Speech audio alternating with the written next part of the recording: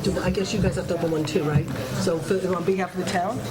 Do I second it? All in favor? Aye.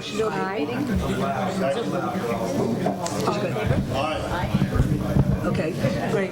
Excuse me, everybody, but can you stand for the pledge? I pledge allegiance to the flag of the United States of America and to the republic for which it stands, one nation, under God, indivisible, with liberty and justice for all. Okay, hi, everybody. Thank you for coming out tonight. Okay, so does anybody have anything they want to add to the agenda? I do. Okay, Kevin? Is it to the town portion or the town To the village town portion? portion, Mr. and Mrs. DeMonk and their water bill issue. Okay, which we dealt with last time. And then we resolved it tonight. Well, we resolved it last time, but you might Well, want to change it. we really resolved it after new information. Okay, I saw them before the meeting, we okay. resolved it. Okay, so, okay, anything else anybody would like to add to any part of the agenda? Okay, can I have a motion to accept the agenda? So moved. Second. All in favor? Aye. Aye. Okay, same thing for the village, right? Yes. Okay, great. Does anybody have any announcements that they want to make? Just remind people, don't forget the library fair moved from July, and it is this coming Saturday and Sunday for books. See you all there. Okay, and the only other, I have an announcement. go ahead, go ahead. Everybody should come to Local Food Week. Attend your local restaurants and ask them what they have local on the menu. Local is considered within 25 miles from New Paltz, and we have many local restaurants that are participating. And Eat in the Street is Sunday, October 6th on Church Street from 11 to 4 p.m. Thank you. 11 a.m. to 4 p.m. I'm glad you clarified. On September 28th, the second annual For Poors and Rights Natural Family 5K Run and Walk at the west lot of the Field of Dreams at the Ulster County New Paltz Recreational Park. And then again on October 19th, from 8 to 2, up at the Ulster County Resource Recovery Agency is a free household hazardous waste, pharmaceutical waste, and electronics collection event. So I think that's it for everybody with announcements. Okay, is there anybody here for public input? Okay, Mark, if you would just go up to the microphone and identify yourself and... I am, can you hear me? Yep. Without the mic, definitely. Okay. I'm Mark Sherman, I'm a town resident. A couple of things. One of them, we'll start out with something that's really, should be a community-wide interest and concern, and then I'll get to something that's maybe doesn't affect everyone. I saw something on the agenda. I'm not sure what it is, request by local emergency planning committee for staffing, VOC, LEPC. I was on such a committee some years ago, I think. It was about emergency preparedness. And the point that I made over and over again, and have made on my own when I've had the chance, is what I think is the need for, you can't force a radio station, I suppose, to stay on the air and provide emergency kinds of information. But when there's an emergency and the power goes out, what I rely on is my radio batteries. I don't have an iPhone. I'm one of the 250 people in the United States without one. But I do have a radio, and what I wind up listening to is the New York City radio stations, which tell me nothing about what's going on up here. When the lights are out, it's dark, the wind is blowing, and people are, not everyone, I'm a little nervous. It's nice to know how many people's power's up. Your computer's gone, at least mine is, and there was someone in Ulster County emergency, I forget his name, Ray or Snyder or something, I can't remember. Art Snyder. Art Snyder. I spoke to him one time. But, I've spoken to people for 40 plus years, and I'm just one ordinary, relatively powerless person. And that's why I come to this esteemed and powerful board. Because I was on the town board once upon a time too, and I knew it was totally different when I called and said, I'm a New Paltz council person. I knew when the board made a resolution, it had some impact, much more than an individual. So I'm just saying, right now, it's beautiful outside, everything's great. One day, there's going to be an emergency, and there'll be people like me, elderly people, such as myself, who will nobody's laughing, which is very disturbing, who will be nervous and will want to find out what's going on. And there's their radio, which they're smart enough to have batteries for. Anyway, I just think, I don't know how to do it, but it's... I remember once reading in the Middletown Record, there was a cover story on this, which I sent to my committee members, that was some sort of huge flood, and people didn't know about it. And they went out, and I don't know if anybody died, because the radio stations were all programmed, and this programmed stuff, and there was nobody on the air for the entire area telling people what they should do. So, I'm just appealing to you. Okay, thank you. Okay. Second thing. I got a second. Okay. Wouldn't our website This, say that? maybe nobody else notices. Well, I live generator, we should do about that. across the Wallkill from the fairgrounds. I'm about probably 7 minutes from the Crossroads. I'm used to the music, the That's the new radio. county fair. Okay, I appreciate that's fine. Loud music, very loud. I'm used to it, not happily so, for the Rib Fest, which from a health point of view doesn't help. I don't think on that. But the other day there was music, and I thought maybe it's a neighbor. It wasn't a neighbor. Apparently there's some crafts fair. I was at a meeting many years ago, huge turnout, because there were going to be all kinds of events at the fairgrounds. I have never, except for the time we tried to do something about guns one time, I've never seen so many people come to a meeting saying, no, I don't know who gets permission, but the other day my windows were closed, it was cold, and I'm thinking, where's that music coming from? You know, there's no reason to stop it from being every weekend from April through September, and I just think, I'll say one more thing. I lived in cities for 40 plus years, not for 40 until I came here, it wasn't that long. It's noisy, but there are great restaurants, there's all kinds of stuff. New Paltz is great, but one of the things it offers, one of the reasons I went into the town and lived, left the village, was for quiet. And it's one of the few, it's a real perk.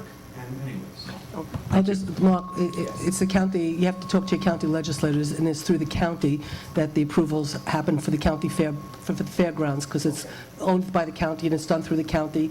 And there's a committee that actually handles all that, so Okay. follow up with the county. Okay. But I have a feeling it was the Taste of Newport you might be talking about with the music. Oh, that's a different story. Okay. Harvest Festival. Anyway, Ira, did you want to speak? Oh,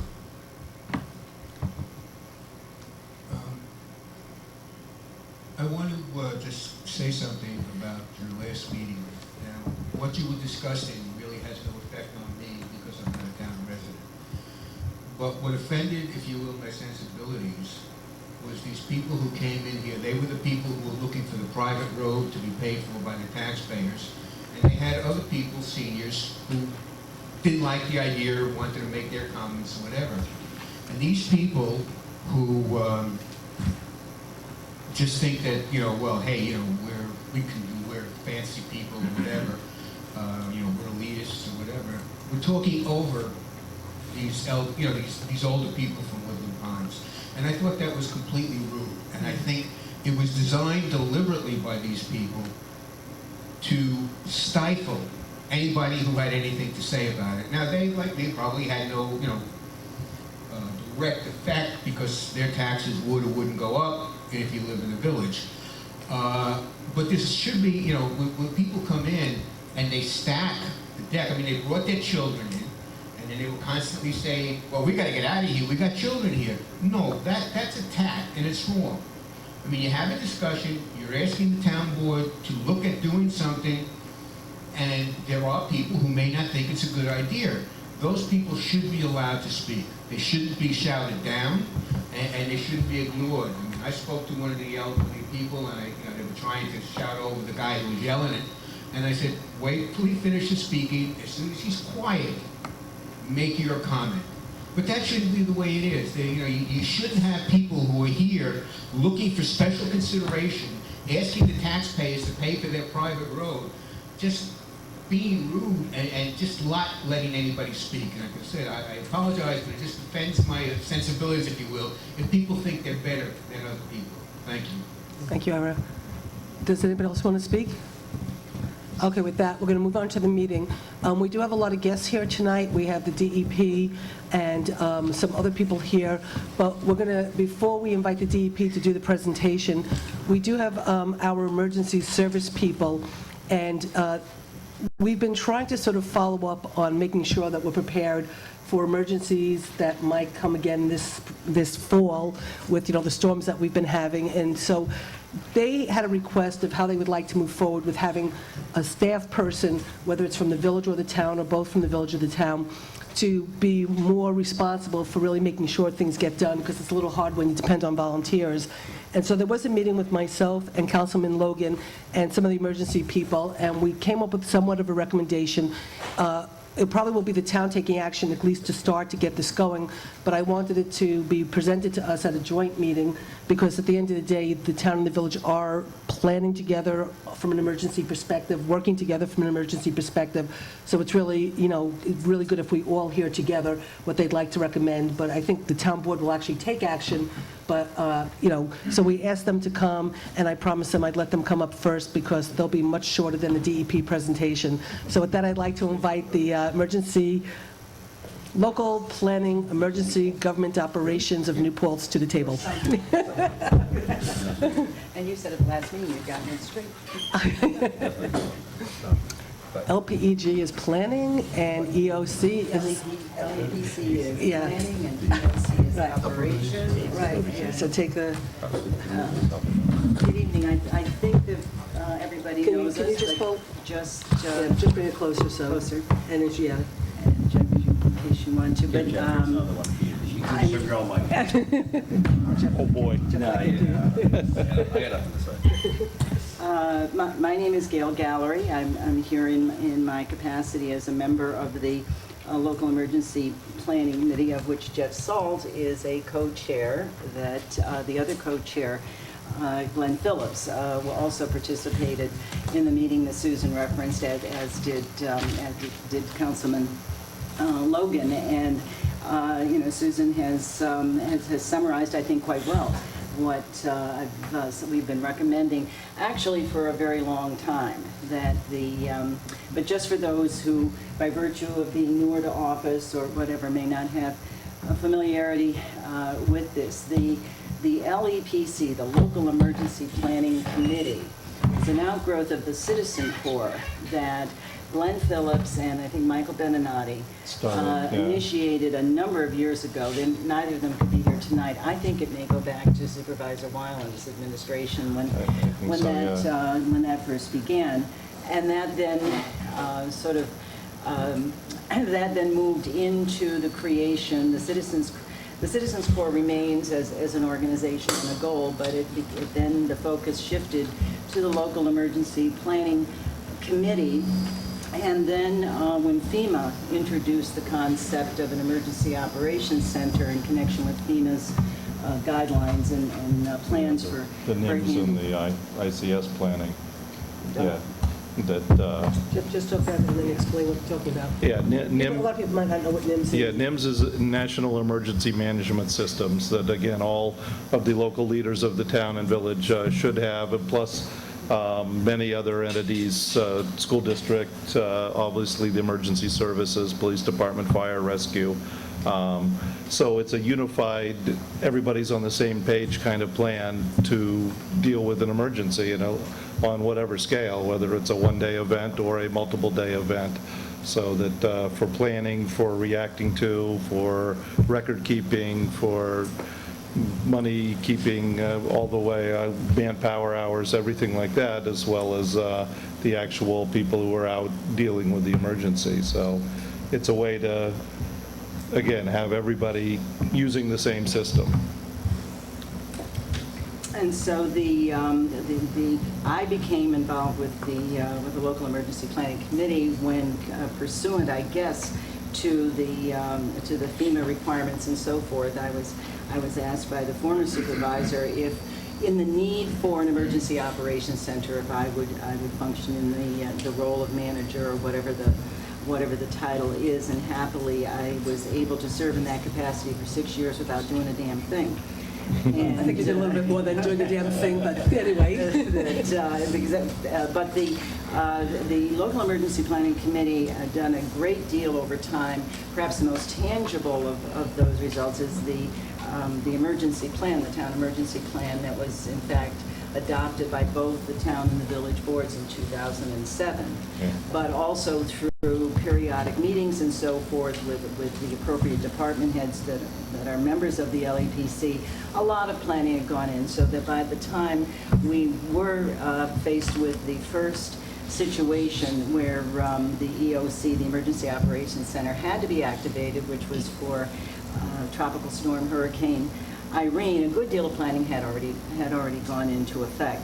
To date, that's the only time the EOC was actually invoked. For the EOC to be activated requires both that a state of emergency be declared, but also that the supervisor actually activate the EOC. You can have a state of emergency, you can have an emergency, you don't have to have an EOC. The magnitude of some emergencies require that, in the judgment of the local officials, that you need to have one. In anticipation, when we began to get the forecast for Hurricane Sandy, Supervisor Zimmett did convene the people who serve on the EOC, and happily, we never, in fact, had the situation that was being forecasted, but collectively agreed that it was worthwhile to use that as another training experience for the EOC, so that while it was not officially activated, it did function. And I believe that both the experiences of Irene and of Sandy have produced a lot of valuable lessons, that some of which have already been begun to be acted upon, and many others of which need to be. But we've got quite a wealth of documentation of the sorts of things that need to be addressed. But immediately after, we were still in the rescue squad building when I first proposed to Supervisor Zimmett and Mayor West the proposal that we have most recently discussed, which is that the roles that have been played heretofore by volunteers like Jeff and Glenn and Michael and so many wonderful people who have done so much, be transitioned to assignment to municipal employees with compensation that would be consistent with whatever your practices and policies are for additional responsibilities.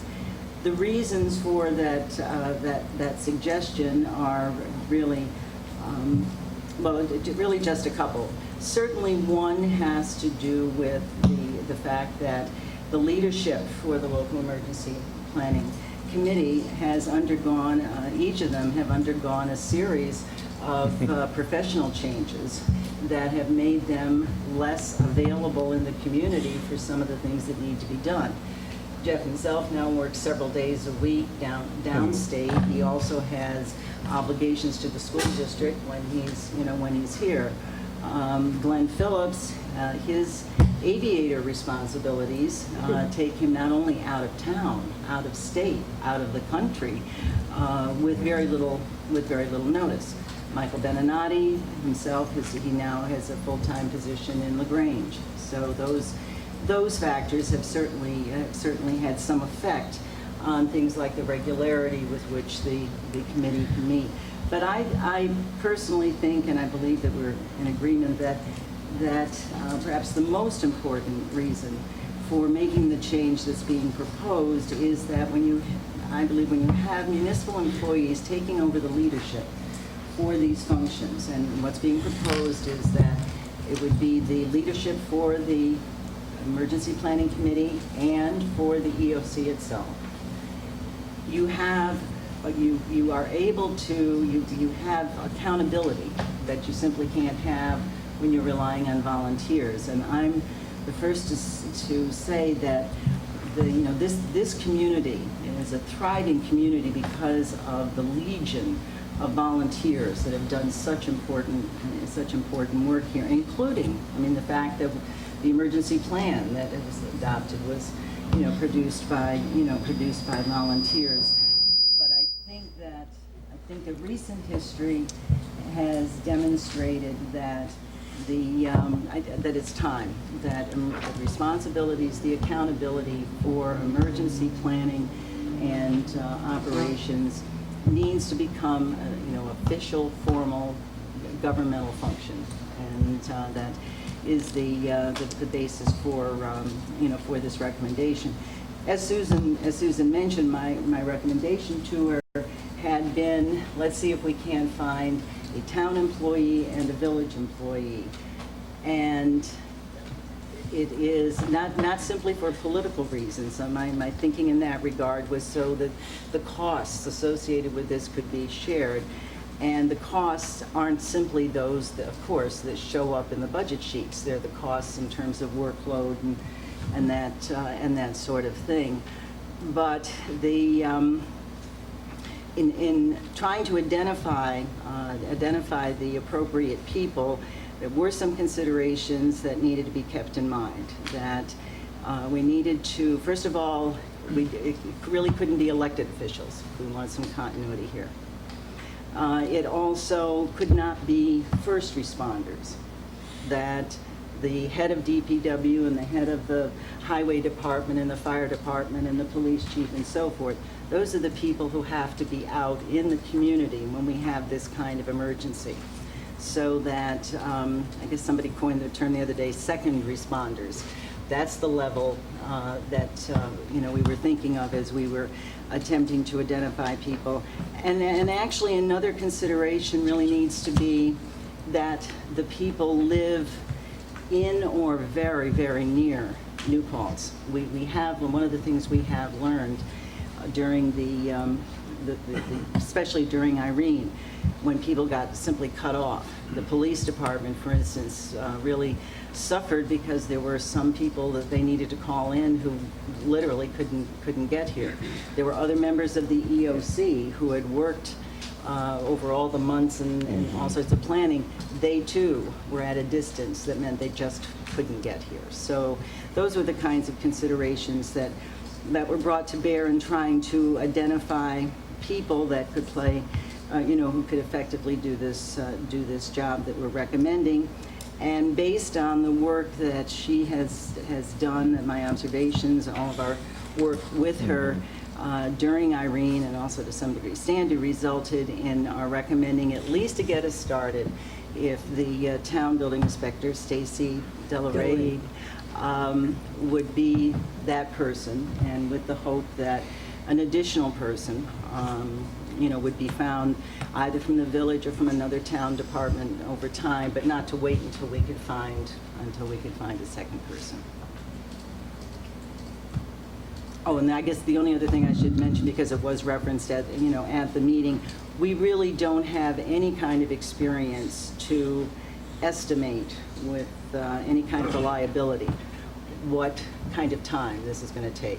So our best guesstimate that was discussed during the meeting is that with the amount of documentation that needs to be reviewed, with the amount of follow-up that needs to be done, I think fairly quickly on some of the things coming out of Sandy and Irene, that it could be as much as a day a week to begin with, would probably average out to perhaps a day every other, the equivalent of a work day every other week. But in truth, there's nothing scientific about that.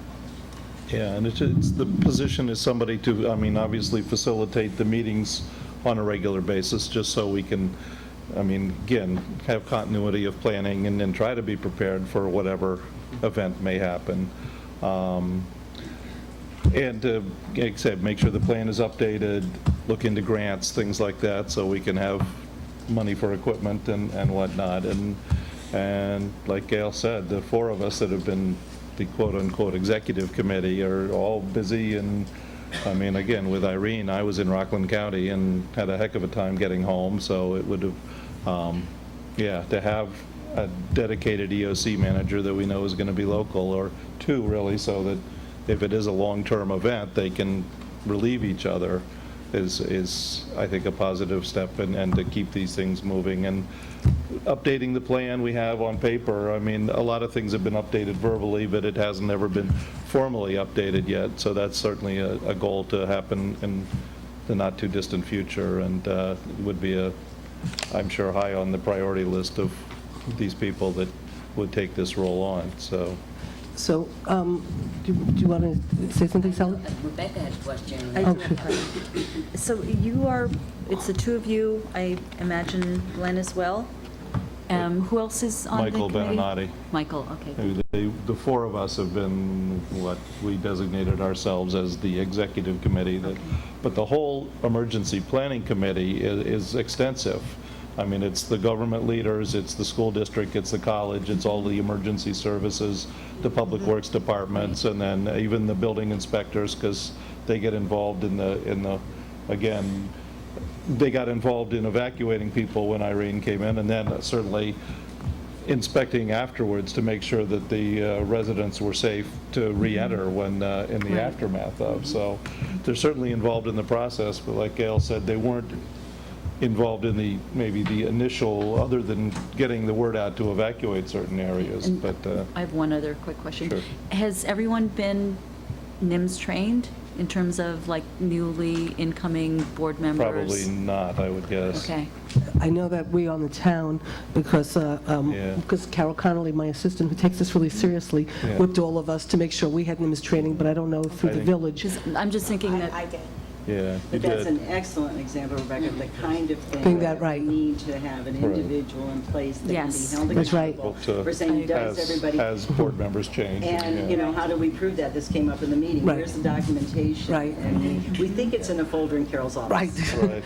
Right. But I mean, the truth of the matter is, this kind of thing, Rebecca, is really important, because technically, if we don't have NIMS training and there's an emergency and we act without the proper training, we could be held accountable for actions that we take. So it really is important as Right. elected officials that we understand our I think it obligation and. also helps with FEMA reimbursements. Right. To have the boards all NIMS trained. Perfect example. Right. Yeah, and it's not to say that Gail and myself and Michael and Glenn are going to go away. We're still going to be involved in Right. actively and participating and using our knowledge and experience, but to have the actual facilitation coming from a couple new sources, I think, and regular sources. Sally, did you want I to? have two questions. One, would you, the four of you, be willing to do a job description of the expectations of this person and what they would do so that there is a definition? And two, I know within the village, you had mentioned, Gail, that it should be somebody who lives locally. And we don't have that except for some of our first responders and our clerk. So that's something also to think Right. about. I think, I I think mean, that's part of it, that's why we aren't Well- having key names. Okay, well, we do have a suggestion, but, of how to move this forward and then deal with all of these issues going forward, but Jeff wanted to just say something real quick. Yeah, and actually, I appreciate your guys' times the other day when we were all supposed to be working and other things, we were all together.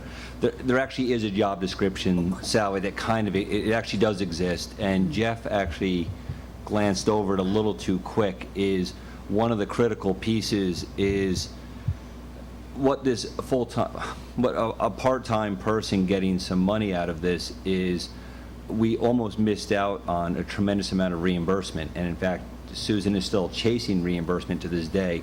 And the reason being is there's a lot of parts of what the federal government requires we didn't have filed. Some of it is as simple as what we're saying here. I know I've actually done 2 levels of NIMS training. We can't find my certificates. I have my own copies of one of them. The other one, I don't know where it is. It sounds simple, but when you go to apply for reimbursements, it's actually required. And actually, this position, there's really, if you remember from your training, there's 5 functional groups. Under each of those 5 groups, pretty impressive, I still remember that, huh? I remember the other, I remember, I take classes, I remember. There's the 5 functional groups, do not ask me to name them, but under each functional group, then you have about another 3 to 5 functional heads under that. So it's someone that's going to be able to organize for us about 30 functional heads. Now, one head may only be the only person of that group, but it can still be very critical. Actually, two of the very critical pieces. One is communication, which we all agree we could do a much better job at during an emergency. The other one is finance, and it's putting together all these pieces of where we're spending our assets. This position also, God forbid one should happen, but if one that does happen, it's a fully reimbursable position. The phrase second responder actually is the correct phrase. It's having someone that is not responsible to be there at an emergency, someone who is not responsible as an elected official, because we all have responsibilities. We already have assignments. And it's someone, too, that has an understanding of the community. And it really is critical they are local, because that local response is, I remember during Irene and Lee, I was setting up barricades on Main Street, and there was only there was 6 people out there. And those are critical pieces, and it takes time. So looking at this position is someone that's going to be able to really, the end game is that they will be reimbursed for what they're doing. Hopefully they'll never be reimbursed for what they're doing. Right. That is the actual hope of both these groups, of all of us here. I hope we don't ever have to reenact it, because it's not what we want to be doing. But I think in where our community is and where we're heading, it would be foolish not to do this. And if you could help us identify someone in the village, it would help. But again, Susan can speak to you more about her struggles with trying to get reimbursed because of the things we didn't do. But I want well, your expertise, just 1 second. I have a question for Jeff, because you are familiar with all this and you know. Are we better off having one person in charge and that person with an assistant? That's a great question for Jeff and Gail. Because my proposal is exactly that we have 2 people, but that they, in my construct, they would alternate. So person A, for a year or 2, would be the coordinator, chair, call it whatever. Person B would be working closely with that person, and in the event of the activation of the EOC would be a co-chair. But person B for years 2 and 3 or 3 and 4, and for as long as they're employees, again, in my construct, they could continue to rotate. But I have said in my conversations with the supervisor and also the mayor, based on my experience with co-chairs, that a lot can sort of fall between the cracks. So I think we need an individual, and that also means, one compensation issue at a time, too. Okay, so I'm going to move this along, okay, and try to bring it to closure. So basically, in a sense, what I'm going to bring to the town board, but I wanted to have the village board here. We actually do have money in our budget for emergency in the A fund right now. We have $1,000.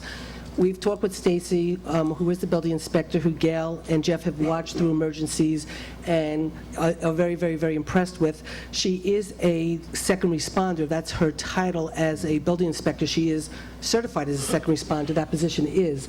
So what we'd like to do, so we can get this going immediately, because the storm season is coming up potentially in September, and there's a lot of work to be done, is the board, in their portion of the town board meeting, will take action, in a discussion to see if everybody's comfortable with us using the money we have, appointing Stacy as this chair of the EOC, LPG, whatever. LPEC. LPEC. So, right, LP.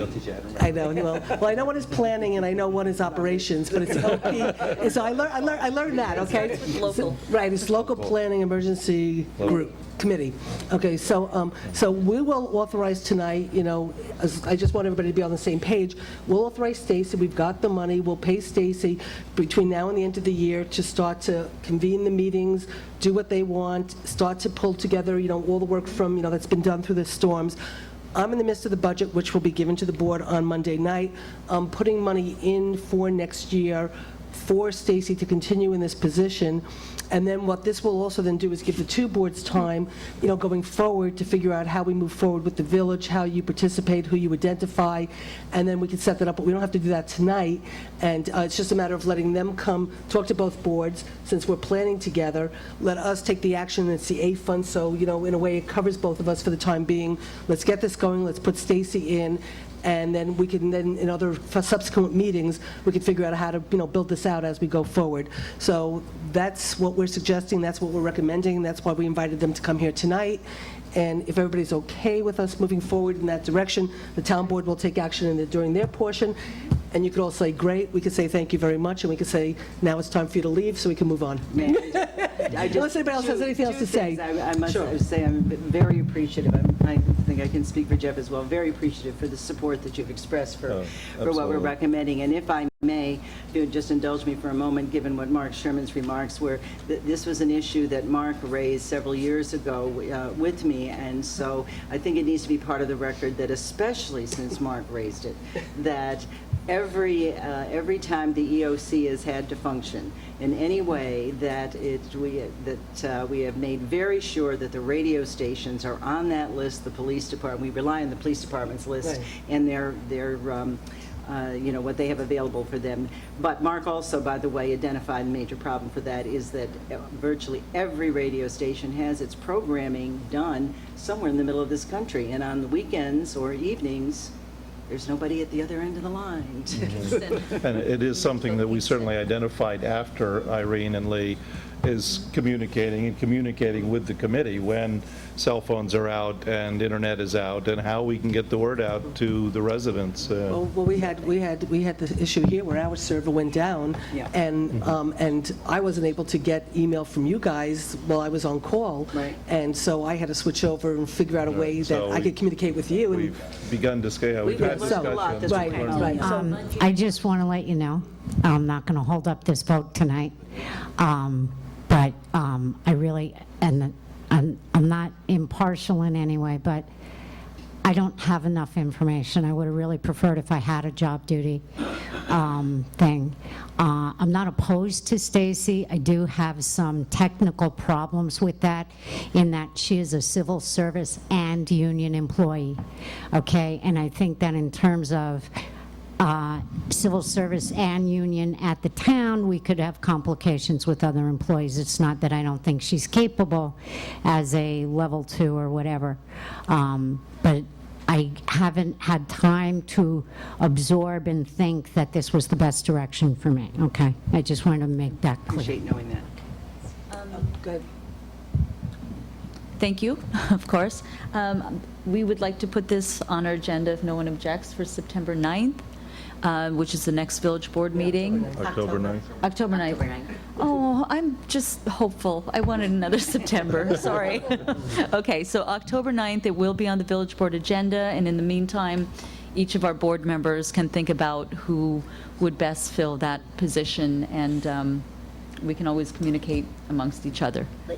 Jeff, would you send us the job? Can you use the microphone, Kelly? Would you send us the job description that you? And absolutely, and it won't be as much as a job description as Gail, I mean, they just gave a longer version of what their duties would be, and I totally, Gene, I understand completely what you were saying, and those were our concerns also. No, we had the same concerns, Okay. is this would be Well, maybe actually, you'll tell me your resolutions Well, later. absolutely. Well, we talked but- about it all the time. Okay. These would be, what it is, it would be outside of their hours. In other words, there would be, for a lack of a better term, there would be no double dipping. So any hours put into this responsibility would be outside of any hours that they are reporting to the community or using union or using any of their local benefits. So all of these, Or this contractual. job is outside of working Right, for which the is town. not- So, but I understand the money was coming from the A fund, which means we're paying. Yeah, we would be. Say you hit 40 hours, you hit OT. Well- And so that Yeah, does so affect this would be us. you could see it as a separate contractual obligation. It actually would be a stipend paid. It would be similar to, and I'll use the reference, although we don't have it in our community, where you have paid planning boards, for example. There are some communities that you're allowed to pay planning boards. When they get paid, and some of them actually are town employees on their planning boards because they're appointed positions, they are outside of their town duties or their community duties. So this would actually be acting as a stipend, not as an hourly wage. It would be, here is a stipend being paid in anticipation of these items being fulfilled, which is what a stipend is. So it's not like, we're not sitting here saying, we're going to pay you $22 an hour to go and do these jobs. We're going to pay you anticipation for these jobs. Now, I will forward you information on what we anticipate the hours to be. And my second question is, will you have the flexibility of moving the fund from the A fund to the B fund if the village board decides they want their own person, as opposed to what Gail That's is a recommending? great question for Susan. That's very easy to accommodate, and it's not a problem. We actually just said right now, for the purposes of getting this going, not knowing how fast the village could act and if you could identify somebody, and they actually had identified a person, but unfortunately, things have changed. So for the moment, I had just suggested if we do Stacy, that I had suggested we had money in the A fund for emergency planning right now that hadn't been spent. So in order to move this along, we could use that money right now that's in the budget, okay?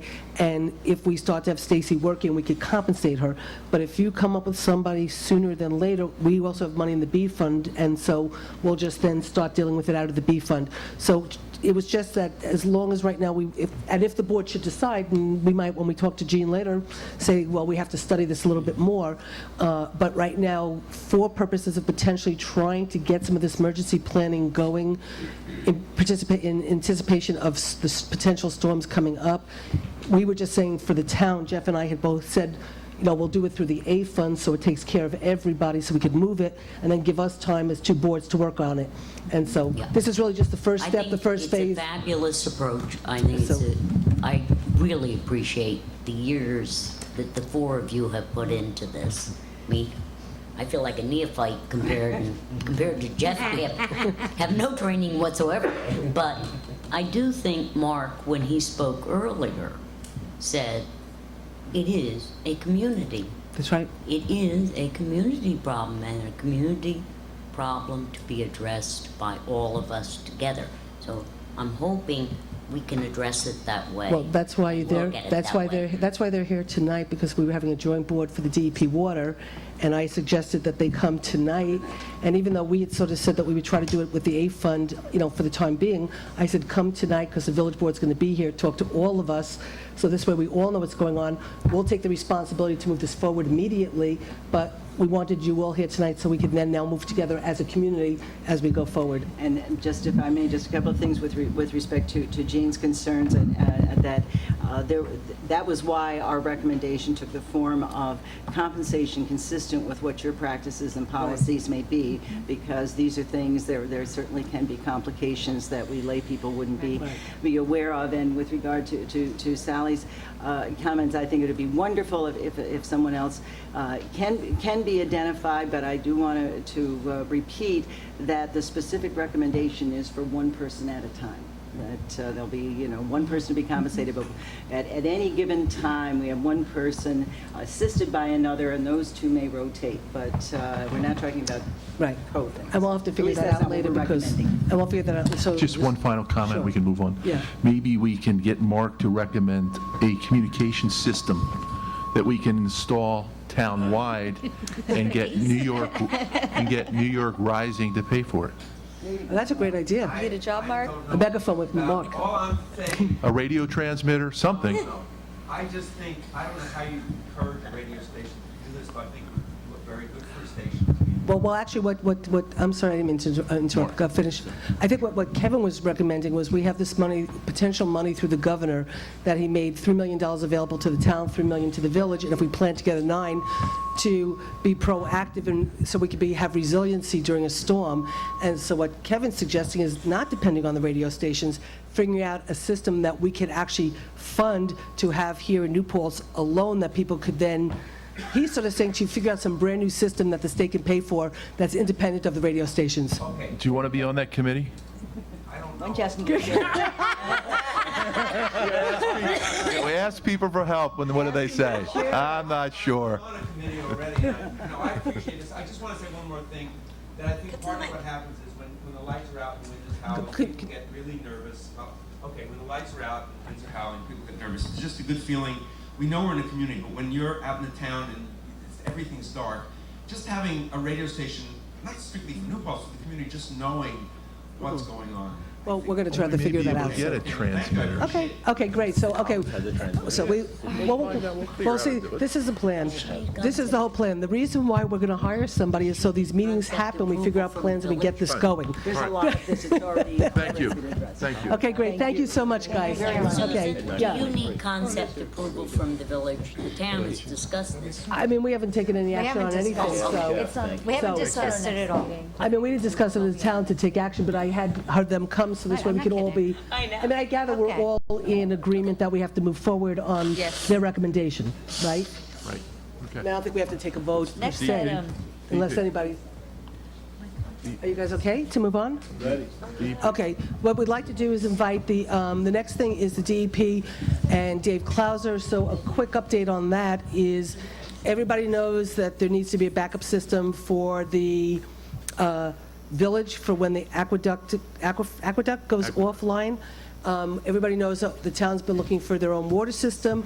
Somehow, we've somewhat come together a little bit to see if we can solve these problems together.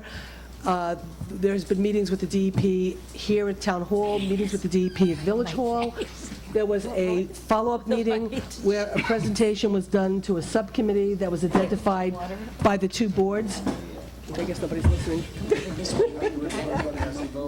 What? Well, we haven't started the presentation yet. What was going to say, the two boards identified subcommittee to meet with, to come up with a plan of how we could work together to move forward.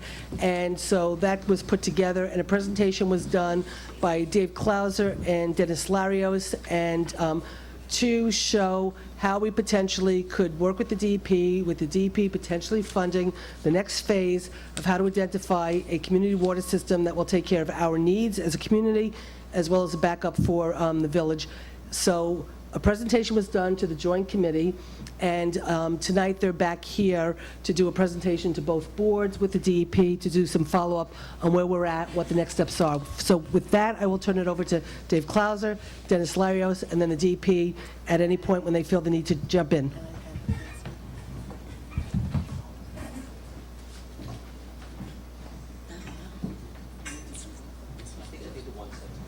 I apologize for blinding people. My Windows 8 did it to me here, so I didn't know whether I had a projector or not. Last year, there was a study done by the DEP to look for water sources to supplement, to be able to take care of the time when the aqueduct is going to be down in 2016 for 10 weeks. Right now, the village's supply storage is capable of supplying the community for about 5 to 7 days. So we need to get some backup water for that time. We put together a project team following up on that phase one work. Phase one work showed some pretty good potential west of the Walk Hill as a water source. We looked at a project to identify the sources of new water for the community, and I'd just like to introduce this. I don't want to go through a long presentation tonight. Everybody's got a busy agenda here. So the objective is to find water for the fall of 2016. Our goal is to find at least 1 million gallons a day. That's what the present usage is.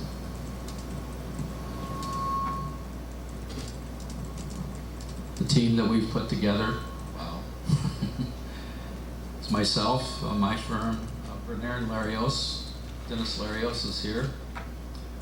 Dennis has been a village engineer for a long, long time, really knows their infrastructure well. The other team member is Russell Irvin Mead, here from Chazen Environmental. He's a hydrogeologist.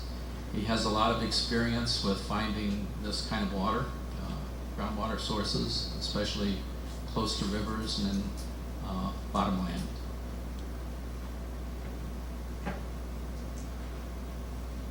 Topics are the team members, project approach, the schedule, our qualifications, and we threw together a kind of a quick budget on the scope, the way that we had developed it. team members again, and myself, and Aaron Larios, Russell Urban Mead. Project approach is really 3 strands. We're trying to look at what we know that the village system already has, which is a reservoir. We know that the Wallkill River is a source of ample supply for a temporary basis, and we are confident that there's a good groundwater source west of the Wallkill, and we're looking for 1 million gallons a day. We're trying to go in a parallel track here and look for as much as we can find that we know we have, and then make up the difference, basically. Oops. The gut check on this is a reservoir is one that we're going to look at. We think based on the season there might be 25 to 150 gallons per minute there. There's sand and gravel wells that from the phase 1 study indicate that there is 700 gallons per minute. There were 2 different places in particular that were tested. There's the Wallkill River. We know that there's more than 700 gallons per minute there. Then there's also some rock wells on the east side of town, and we know of 200 gallons per minute plus some other sites that the town owns. The reservoir is one that Dennis would be working with. It's an existing village asset. We're trying to find out how much water is really there, what's a combination of the watershed and any groundwater that is in the reservoirs.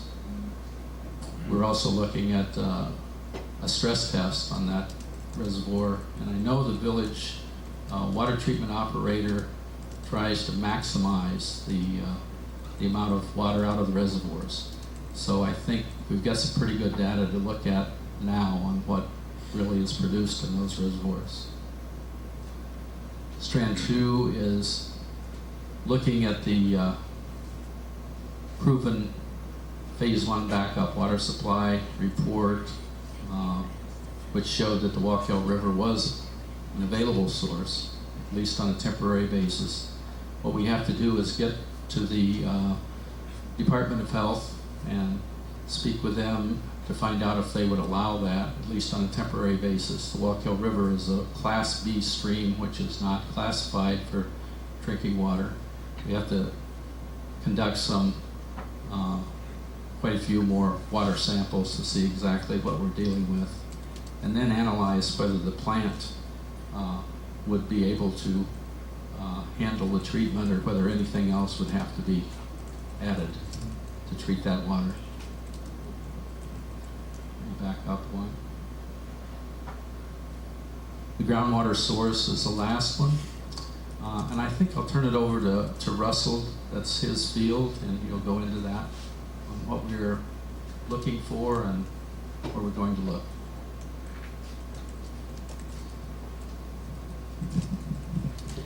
Thanks, David. Good evening. I'm Russell Urban Mead. You know David and Dennis. I'm probably the new face to you. I'm a hydrogeologist working at Chazen Companies, live in Hyde Park. I've worked for Chazen for 19 years, and before that I taught at Dutchess, and before that I worked for a geologist doing aggregate work out of Poughkeepsie. So I've been here in the Hudson Valley for a long time, and I'm excited to be part of this proposal. As a hydrogeologist, we put in an awful lot of wells, and some of the most promising locations are always valley locations near rivers, because that's where the water goes. You know, the rain falls on the landscape, it flows overland, or it diverts through the subsurface and ends up in the river anyway. And if you can place a well somewhere near the river, you're usually picking up terrific water that's flowed a long distance through aquifers towards your well, and it's yours to drink. The other reason to go to those valley locations is that that's where our glaciers, which I'm pretty passionate about, have often left us terrific gravel deposits, and those are the best places to put a straw because you can get a lot of water out quickly. Did I advert? Are you moving me along? That's fine.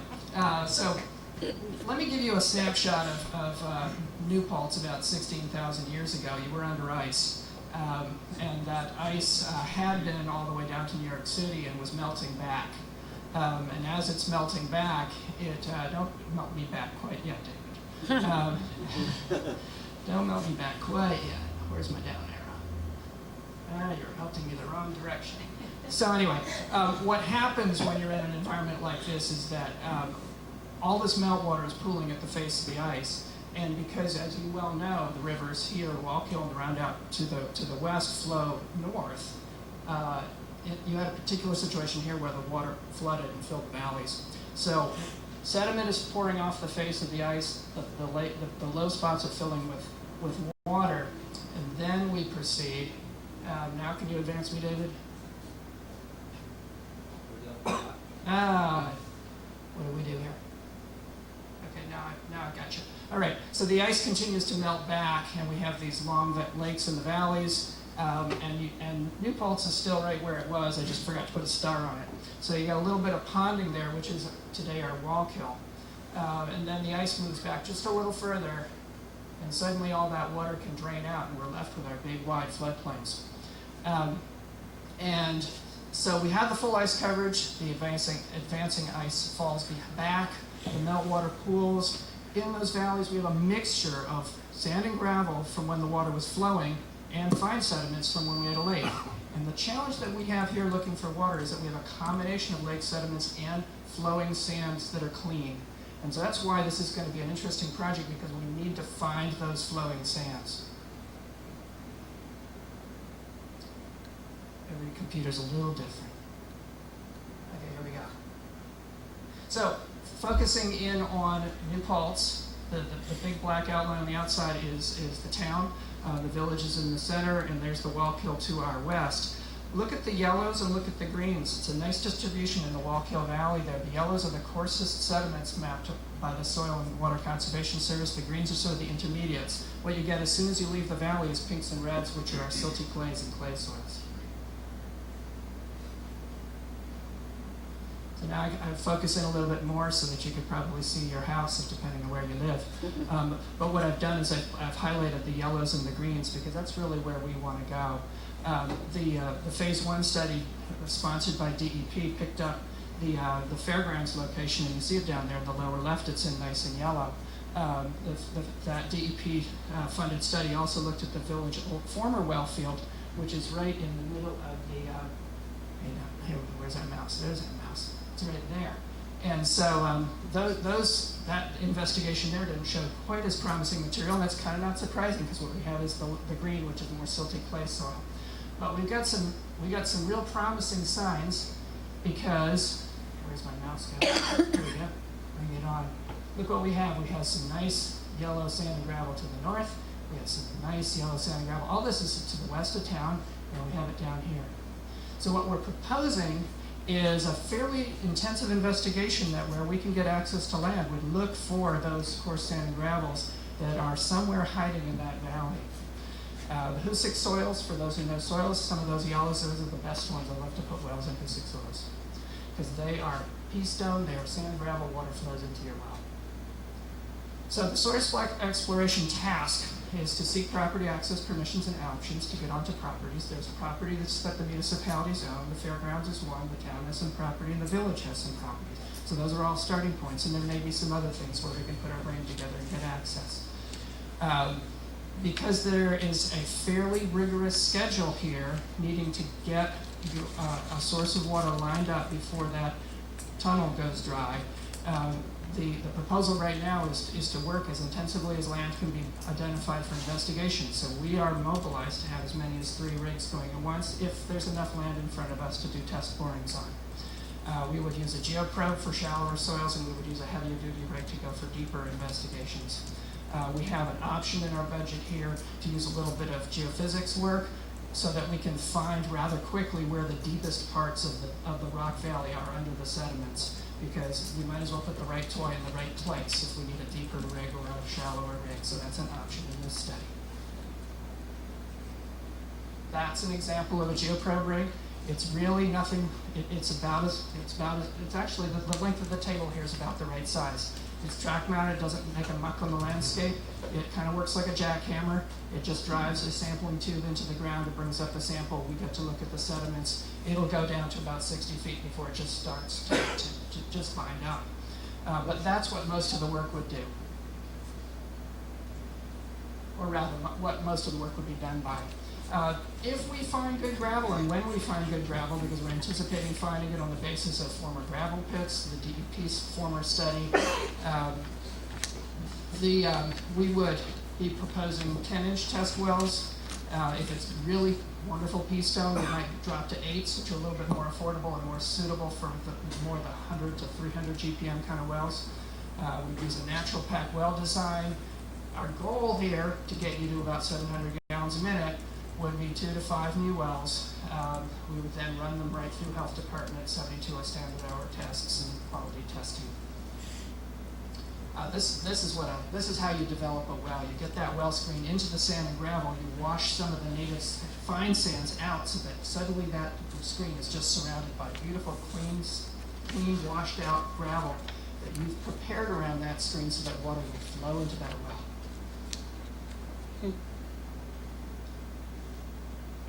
Would you like to talk about the schedule? Thank you. Thank you, Russell. It's a very tight schedule, to say the least. We have up here that we were hoping to get started this month, and this month is almost gone. What we really want to do is to be able to get the drilling done before it gets, the weather gets really bad as far as cold. And in October and December, we want to be able to do the pump tests, and January, February, collect all of the data and provide the report, the conclusions. Qualifications, again, I'm the village planning board engineer, the town engineer. Dennis is the village's water and sewer systems engineer. Dennis will be involved in everything that has to do with the village's infrastructure to make sure that we know how it will connect, how it will adapt. And Russell is our groundwater resource specialist. We had an approximate budget going through the different strands. Comes up to about $400 and some thousand. There's the variability in the budget. The geophysics work depends on how fast we find what we're looking for. We may not need that. There's a pilot treatment for the Wallkill River that may be required by the health department. We don't know that for sure. We're not certain on the size of the wells. It depends on what the capacity is that we're going to find. And if the rock wells on the east side of town are included to, again, find more gallons per minute to make up that 700 gallons per minute, that would add another $100,000. Pumping tests, if we combine them, that would reduce some labor, save some, and if we find what we're looking for early, that would also save some project budget. So that's it. It's really a tight schedule. We're looking forward to it. It's a chance to really develop a community water system at very good, easy cost on the taxpayers. Thank you very much.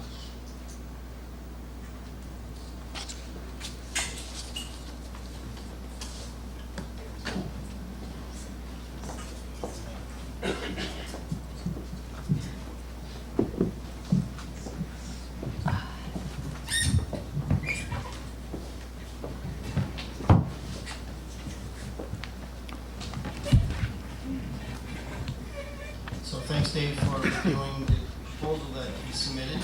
I think it was back on September 11th when DP appeared at the last joint meeting at Village Hall. At that time, we did a presentation and spoke about some things that actually covered here previously back in August, including one of the items that DEP, as part of providing funds to the Phase 2 investigation, was looking for a competitive process, to see competitive proposals that DEP would fund. At that time, the village board requested that we would DEP be willing to entertain a joint submittal submitted by the town engineer, the village engineer, to which we said yes, we'd be willing to entertain that submittal. We did that and had a presentation which everybody saw here tonight on the 17th.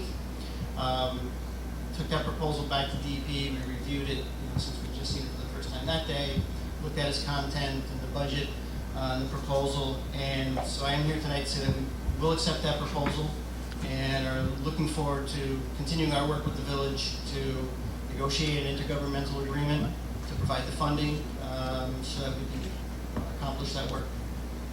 So our attorney has spoken to the village attorney on the matter. We do have a draft contract that we will be providing tomorrow. And hopefully next week get a workshop session to really dig into, the proposal, the budget, the terms and conditions, what DEP needs to see, what the village needs to see. The schedule that Dave puts up there is a schedule we would like to see as far as accomplishing the work. To be honest, it's going to take some time to negotiate the contract between DEP and the village. So there probably will be some slip in the actual field work. In working with the village, we'd like to see how we can be creative and maybe get some work going ahead of time, while we're working through the details of the actual contract. I would just like to say. Sally, so just use your microphone, please. I would just like to say thank you to Dave, to Dennis, to our representative from Jason, and especially to DEP, because this is the fastest we've all come together to accomplish a community goal, and it really is for all of us. And so I thank you, and I thank Rebecca and Tom for their work on this, and your committee from the town board that worked on this. I think it's wonderful, and thank you so much. So so just moving to the next step, which is really great news, and thank you for delivering that tonight. So that's pretty exciting. I don't even know if Dave or anybody knew today that you would come and say this tonight, so that's terrific. In anticipation of having this happen from the last meeting, one of the goals, too, was the town and the village working together in a sense, because part of this whole proposal is water that the town had identified to create the town's own water system. And so a lot of the water that's being used in this proposal is water that would have been used for the town, that we're sort of, in a way, saying, let's work together and create a community system. So therefore, how the town and the village work together is also a part of this process. And so after the meeting last time, we had another meeting with Kevin Barry, Tom Rocco, Dave Klauser, myself. I was just the facilitator to sort of say, get all the experts at the table to make this work. So Tom and Kevin and Dave talked at length, and I kept giving my input, but about how to make this intermunicipal agreement work, so we're sort of partners as opposed to the town just being a user and giving up our water. So after the conversation, Kevin drafted up a bunch of points that he felt were critically important. He sent them to Tom. It's my understanding, Tom, that you took everything and sort of then sent it to your village attorney. Yes. And so what I'd like to do is turn it over to you to sort of give an update to the boards of where we're at. All right, so I would just want to... Village attorney, we have a separate. Well, you're separate, I yeah. understand, I'll explain. Right. So, yeah, it's not the... Right. Well, you were going to try to clarify, Am I right. too close or too far? It's not, the various inputs we had, and we had inputs earlier on from DEP, of course, and we had the proposal materials from Klauser and Larios, and then we had the notes as a result of the meeting that Kevin put together, and then those that I put together a day or so later. All of those have been sent to Merzig, another Dave, unfortunately, we have too many Daves here, but Dave Merzig, who is our water and sewer attorney. And he is working out the details of an IMA for the town and village, at the same time as he's working out the details of an IGA with the attorney of DEP. I hope you've got that. So DEP and our attorney are working on an IGA, and then he's also drafting an IMA for the consideration of the town and the village, so that as soon as possible, we're all on the same page. So do any board members have anything they want to ask or add or say or? I think we've been through this a few times. Okay, so I'm befuddled. If, The DEP, thank you very much for accepting the proposal that was given to you. And I would imagine that the next phases will be treated similarly in terms of the infrastructure and the cost of the infrastructure and the final product. I would assume that we would get the same courtesy from you?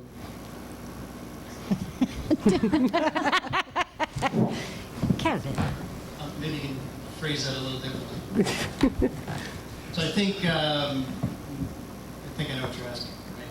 So we have indicated certainly we're going to fund the phase 2 study. Right? And the goal of that study is to identify whether there's not a local or surface or groundwater source available. You know, the other thing that's not actually part of the proposal is, but as we spoke about at the last meeting, was while we're investigating that, but so that we don't lose time, is still to think about the other Options. the other options. You know, the Connection down. Lloyd that's come up a few times. It was also proposed by the village in going back to I think late 2011, a connection to our Shafter Support facility in Gardner. Those are both very expensive options. So the village had requested the DEP to provide funding towards a backup supply. Obviously, we want to make sure that we're getting the most cost-effective supply that's available. Okay. So, yes, we're still looking towards providing funding towards the actual ultimate supply. I'm not here to, as before, I'm not here to fix a number on that at this point, though. Okay, thank you. I'd like to say something about that also. In discussions with Dave Merzig, he and I have confirmed with DEP and with their attorney that none of the former options have been taken off the table. So all of the former options are on the table. They may not be our first choices, and they may not be anybody's first choice. But if we do not discover what we want as a source of fresh water, then the other options have to be revived. Investigated. But right now, we're looking for the 3 sources, or we're looking at the 3 sources that have already been identified in this presentation. Good. Thank you. Do any other board members have anything they want to ask or add or say? Again, I want to thank you. I think it's terrific. Okay, great. So thank you all. Thank you for coming. Thank you for sharing. Thank you for all moving this forward. This is a very, very exciting moment for the town and the village and for our community as a whole. This is really, really exciting, and it's moving along very well, very quickly, and I don't think we need to take any of action again, other than the fact that I think we're all in agreement that we're moving along in a manner that is fine with both boards. Okay, terrific. Okay, so with that, we can move on to the next thing. We had agreed at a former town-village meeting, 2 joint village meetings ago, not the one we had at the village board, but the one we had at the town board, where it was agreed we were going to try to undertake a master plan jointly as 2 boards, and we had allocated some money with the plan of having the planner facilitate it, but some things have changed since. I think both boards are still somewhat in agreement that they'd like to move forward with the master plan concept, but how we do it is a little bit more up in the air. And I think there are some ideas and some recommendations that some board members have, but since it deals with personnel, although I hate to do this and I hate to go into ask for a motion to go into executive session during the middle of a meeting, I always hate to do that, but because this is a part of the joint town, we have to do that, I think. So because there's personnel involved in maybe a decision we're going to make on how to move forward, I would like to entertain a motion to go into executive session. Well, could we conduct the rest of the joint business and do it at the end of that? We could. I just sort of feel that the next portion might be more controversial, so we might want to do this first. They're either going to say yes or no. What the hell? We can do it. I would just like to do it while we're all getting along. Let's be optimistic. You want to do the second, but we can do the next part. Sure, let's go ahead. I'm going to, okay, so let's do that. And then this way we can come into executive session, then you guys could go home and we can continue our meeting. So I'm going to turn, the next two things that are on the agenda, one was asked to be put on by Councilwoman Brown, who could not be here tonight because of a family situation, and the other one was Councilman Barry had asked to possibly for us to consider. So why don't we do the library referendum? I'll turn that over to Councilman Barry, and then we'll talk about Moriella Pool. The library referendum to me? Yeah. Well, you were the one who had suggested that you wanted to, would you like me to lay out what you were thinking? Please do. Well, didn't the library go to the village? Didn't the library come to the village and present that they also wanted, they wanted a referendum on the, Yes, but that is to the town, asking the town to place it on the November ballot. The Yes. village does not have any Yes. involvement. right, Okay. right. But didn't they come and present to you that, just so that you would know? Well, So that if your constituents ask They you, haven't made a presentation yet. I think they were Oh. waiting for you to agree to put it on the ballot. well, I'll tell you why this is, why this is on the agenda. Okay. The town board did agree and did take action to put it on the agenda, to put it up for a vote. So the town board did, it's going up for a vote. However, at the table during the discussion. Sorry, just make it, Go ahead. just make it clear, we don't take action to put it on the ballot. It actually is, It was by petition. Automatic. it's automatic. New York State has very few vehicles for referendums being put on ballots. The education law under which libraries come under is one of the ones which they can go out and get signatures. If they have the required number of signatures, present them to Roseanne. They were presented to Roseanne. She then files with us. So we accepted the signatures and then accepted the referendum and put it on. So it is neither for us to approve it or to not approve it. It's simply a function of the town board in New York State to simply say they have met the requirements. That's why I don't so did understand you why put it's it on on the to let agenda. them know that we, Either do I. what did you put it on for? Because obviously nobody else seems to remember the conversation. Okay. And I think I will just make one, I'm not sure, Jeff, I think we could have chosen to deny it, but I don't think we would ever choose to deny it. But I don't We think- can't under Oh, law, you we can't? can't. Okay, I No, thought we we had can't. that. No, I thought there As was. long as Okay. the petition's education law. complete. Okay. As long as the So- Jeff petition. is absolutely Okay, correct. okay. It's an education. Okay. So the reason why this is on the agenda, because it was asked by, it was asked to be put on the agenda from the purpose of the question, just to be posed to the village board, that if the referendum should be approved by the voters of this community, if the village would consider the, we spend $321,000 as a town board that we raise taxes for, and it's an additional $75,000. So there was a request by a board member, if there might be consideration by the village board, that if the $75,000 increase is approved, would the village board consider splitting that additional $75,000? And that's why it's on the agenda. All right. Whoever asked the question was incorrect to ask the question, because this is a voter-driven referendum, and as you pointed out, and Jeff very clearly pointed out, it is presented to the town board because you are the messenger for the money. There is no funding from the town board other than to be the collecting agency. This is why you can show it as a separate taxing item on the town budget. Actually, we're not, one of the things we're trying to get confirmation on, one of the things, No, you can't, and I'm sorry, Sal, yeah, I'm sorry. I actually looked into it, you can't put it as a separate line item on the tax bill. And it's a much longer explanation, but we've tried to do this with other items, and you just simply cannot do it.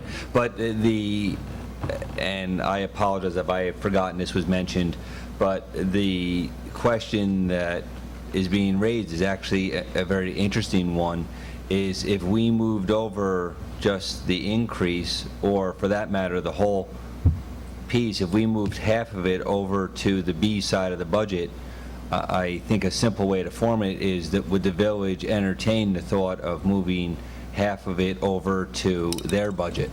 Okay. When I was involved with the library. But does that question, and I apologize, does that question make sense, so? Yes. Okay, yes. I just want to make sure. And now I'm going to try and answer it. You're going to have to go back, because in the 1970s, the village objected to what the village said was double dipping, and the town board said, if you don't want to be involved, don't be involved, and we will fund the library from the A fund. And that you'll find in the minutes of the town, because when we were going through the expansion, we investigated all of this. A 414 is an action by the voters, every single person in the town, including the village of New Paltz, has a voice as to whether the library should receive this funding or not. Period, the end. It is not a town board decision or a village board decision in that sense. If the voters say yes, the town levies the money, and please do check, because, I mean, there are communities that do 414 that show it separate. But you are just the messenger. You collect the money. It does not have to show in your budget line if you don't want to, because it's not a town budgeted expense. It is a community-driven expense to support the library. And so you collect it in and you deliver it out. The only thing I can tell you is that if you do not, once you've collected the money and your tax collection period is over, if you sit on the money, the library can ask you for the interest. I have a statement that, or kind of a point I want to make, and I think this is this is kind of a discussion we need to have in more detail to really, I mean, some people have called it a tax shift. It's really not a tax shift. It's a bigger equation. So let me just lay out some numbers for you. The total assessed value of the town, including the village, is $1,717,000,000. Of that total assessed value, only $1,133,000,000 is taxable. All right? So that's $583 million that is not taxable over the $1,717,000,000 means that 34% of the overall town is tax exempt. All right? But when you break it down a little further and you look at the town outside of the village and the village has a total assessed value of $784 million, but only a taxable value of $298 million, which means that 62% of the village is tax exempt, which means the people outside the village are subsidizing the tax loss that exists in the village. Now, it's not your fault. It's just the way it is right now. But that dynamic is pretty interesting because what it's doing is forcing the people in the town outside the village to pay 75 cents to go to the library, and the people in the village pay 25 cents to go to the library. And you have the same number of people that live in the village and the town outside the village. Right. You and I have had this discussion before, and I'm not really wanting to get into this discussion tonight because I didn't know I was going to have to defend the library. But it is not a village-town issue. The library when the library put on the original edition in the 90s of the children's room and the community room, that was a HUD-driven grant gotten by the town. The reason the town did it was because the village had already given over to the town the library. The library charter was changed. It is a town library serving all residents of the town. When you do the tax equation for support of the library, it is every person is assessed at the same rate, and the difference may be in the assessed value of their home.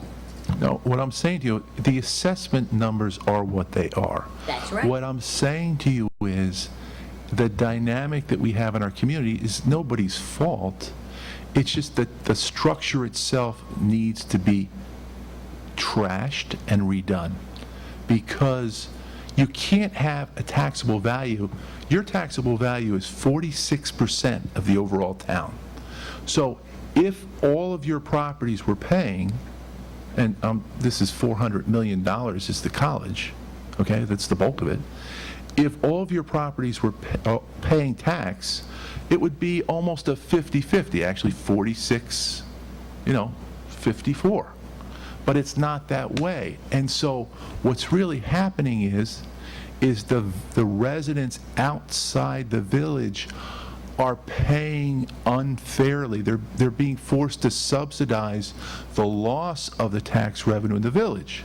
Now, it's nobody's fault, but I think the way we can resolve this is create a new taxing structure where everybody pays for basic services, and we can put the library in there.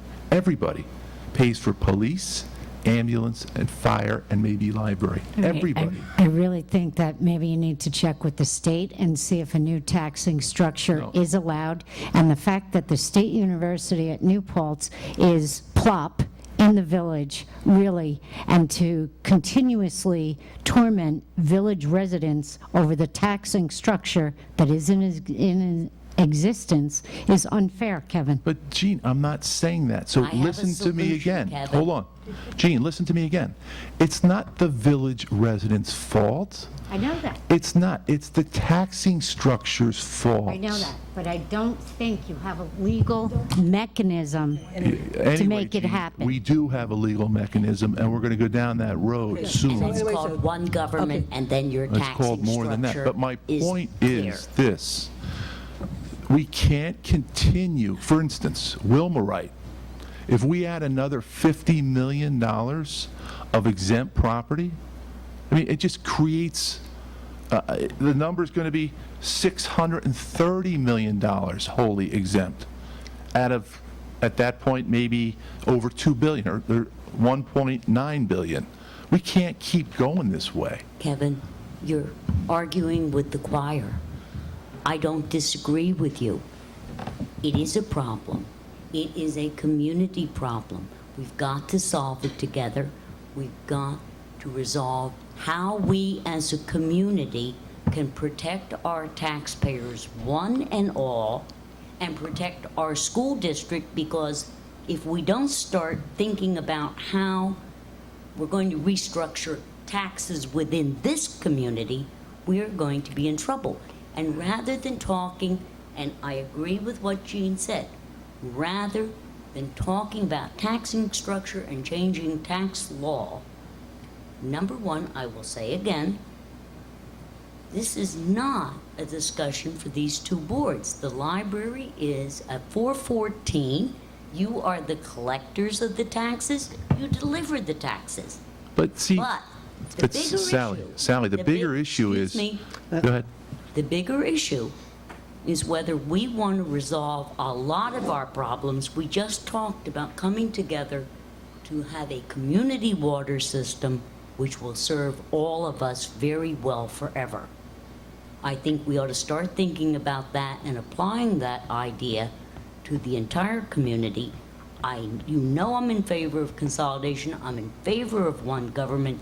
And if we could accomplish that, these kinds of conversations would not have to take place. They would on the taxing issue because it's not any particular taxpayer's fault. It's the facts that we're facing as a community. So what we have to do as a community is change the way revenue is raised. And the only way we can do that is at the local level, because state and federal people aren't going to change the dynamic. How is it that the state university can sit up there and not pay for the cost of basic services? I mean, it's a real burden on everybody. And because the village is almost 62% tax exempt, the burden is falling on people that don't live in the village. And it's an unbearable Solve burden. it this Yes. way at the expense of the library. Well, I think in the meantime, people should be holding their budgets to no raises, to be honest with you. Because we're doing that in the town. We don't want to see anything increase. Okay, anyway, I think Rebecca wants to speak. Yes, please. We're having a discussion on a two-word item on a public meeting for which none of us had any materials in advance. I had no idea what this agenda item was about. It's a public meeting. No one in the public could have had any way of knowing what we were going to discuss tonight. And for us to have a round-robin discussion that is not going to come to any conclusion tonight without anything for us to look at that the public can see that they might want to have input on is, I'm sorry, a bit of a waste of time, and I would like to move forward. Well, Thank you. I would like to say that it's not a waste of time because it encourages discussion. And by encouraging discussion, Put a we can- proposal in front of us, we- please. No, it's not just us. Well, It encourages discussion among members of the community who can help us all solve the problem, because we We're not can't here. do it by ourselves. So I just want to wrap up in this quick second. One of the things we have to check in, Sally, I know in the past, forever, the library has been in the A fund, and it has been part of whatever money we use to raise for taxes. And you had suggested last time that it should be broken out, and because there is a separate library line on the town budget, I did break it out, but still ultimately, when we raised taxes, the 321 was included into the town A fund, and we raised taxes on the town A fund. One thing that we are checking out right now is the reality. The library has been told that the increase would be outside of the cap, but we don't know that for sure. We're just trying to find out and confirm. Well, we know, the library thinks it's correct. I mean, the library was told that. What we need to do is confirm with the Controller's Office for us that because the money has always been included in the A fund, and even last year when I broke it out just to show it separate, it still was. At the end of the day, when I looked at how much we raised in taxes, the 321 went back into the A fund to show how much we were raising. And so when the 75,000, if it should get improved, that gets in. So we're just trying to double check if it's true that we can pull that 321 out, or the 321 plus the 75, it is outside the cap, or if it's not true, and so we have to find that out. But, so the only thing that was really put on tonight, which is the same thing with Moriel Pool that Councilwoman Brown was asking, is just going back to the question of, one question was, it was really simple, it wasn't a proposal, it wasn't whatever, it was just at the last meeting when we had agreed to, put the library, to facilitate putting the referendum up, there was a question asked by a board member if the village would consider taking the $75,000 and splitting it, and so that's the only reason it was put on, to ask tonight if you would be willing to split that $75,000 if it should get approved, and then this next question was going to be Moriel Pool, and so that's why I said I didn't want to talk about it Without tonight. being smart, but I agree with Rebecca, because this is Sure. just not a proper discussion for these two boards. I would agree to what you're saying if you put the town budget up for a vote. I wish we could. Okay. I wish we could. Okay, so anyway, so Moriel Pool is probably going to be the same conversation, so why don't we, if it's possible, would you like to talk about Moriel Pool, or do you want to just go into executive session? I'd like to table it because Councilman Brown is not here. Okay, so, could I have a motion to go into executive session? Move to go into executive session. Do I have a second? I'll move it first, Rebecca. Oh, Okay. I'll move to go into I'll move to go into executive session to discuss the employment of a certain individual and the blah, blah, blah that goes with it. Who has it? Where's Ira? And I will, Ira has it. on behalf of the village, the same. Okay. There's no bottom line. It's specific to, the hiring of a specific individual for the purposes of, for the purposes of the master plan. You will Okay, that's spell exactly what it it's about. correctly?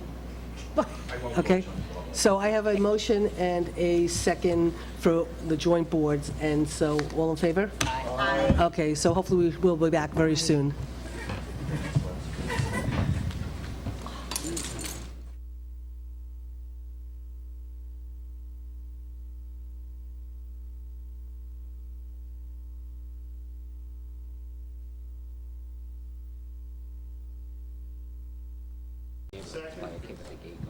All in favor? Aye. Aye. Aye. I wasn't here. Yes, seriously. It was, I'm not saying a word. Okay. It wasn't a joint meeting. Okay. You guys made a notice. I make a motion to adjourn the joint portion of this meeting? Are we? A second. Okay. Aye. All in favor? Aye. Aye. Thank you. I make a motion to continue the town meeting. Let's go. Okay, thank you guys for tonight. Thank you. Thanks for hosting Jeez, it's been wonderful.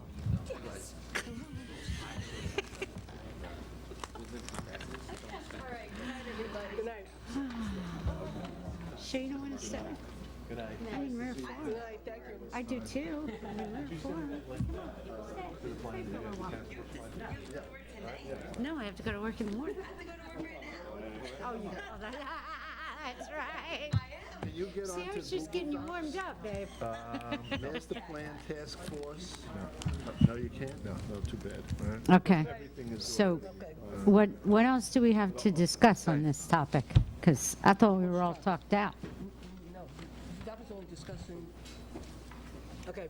Where we're at now is Lent Drive, Waring Lane. You know, what we did last week was talked about what were the issues that were still left for us to have to get to the point of potentially dedicating the road and just reviewing all of it. And now it's a matter of whether we are going to dedicate it and where we go from here. So what I'm going to do is let our highway superintendent come up and talk to us, because ultimately, he's going to be the one to tell us whether we're ready or not. And then, And do we have any dedication documents? See, I don't have the paperwork, Susan. yeah, so I'm not ready. we don't have to dedicate that. Okay. He's going to tell us where we're at, and then if we want to authorize, Go for it, Chris.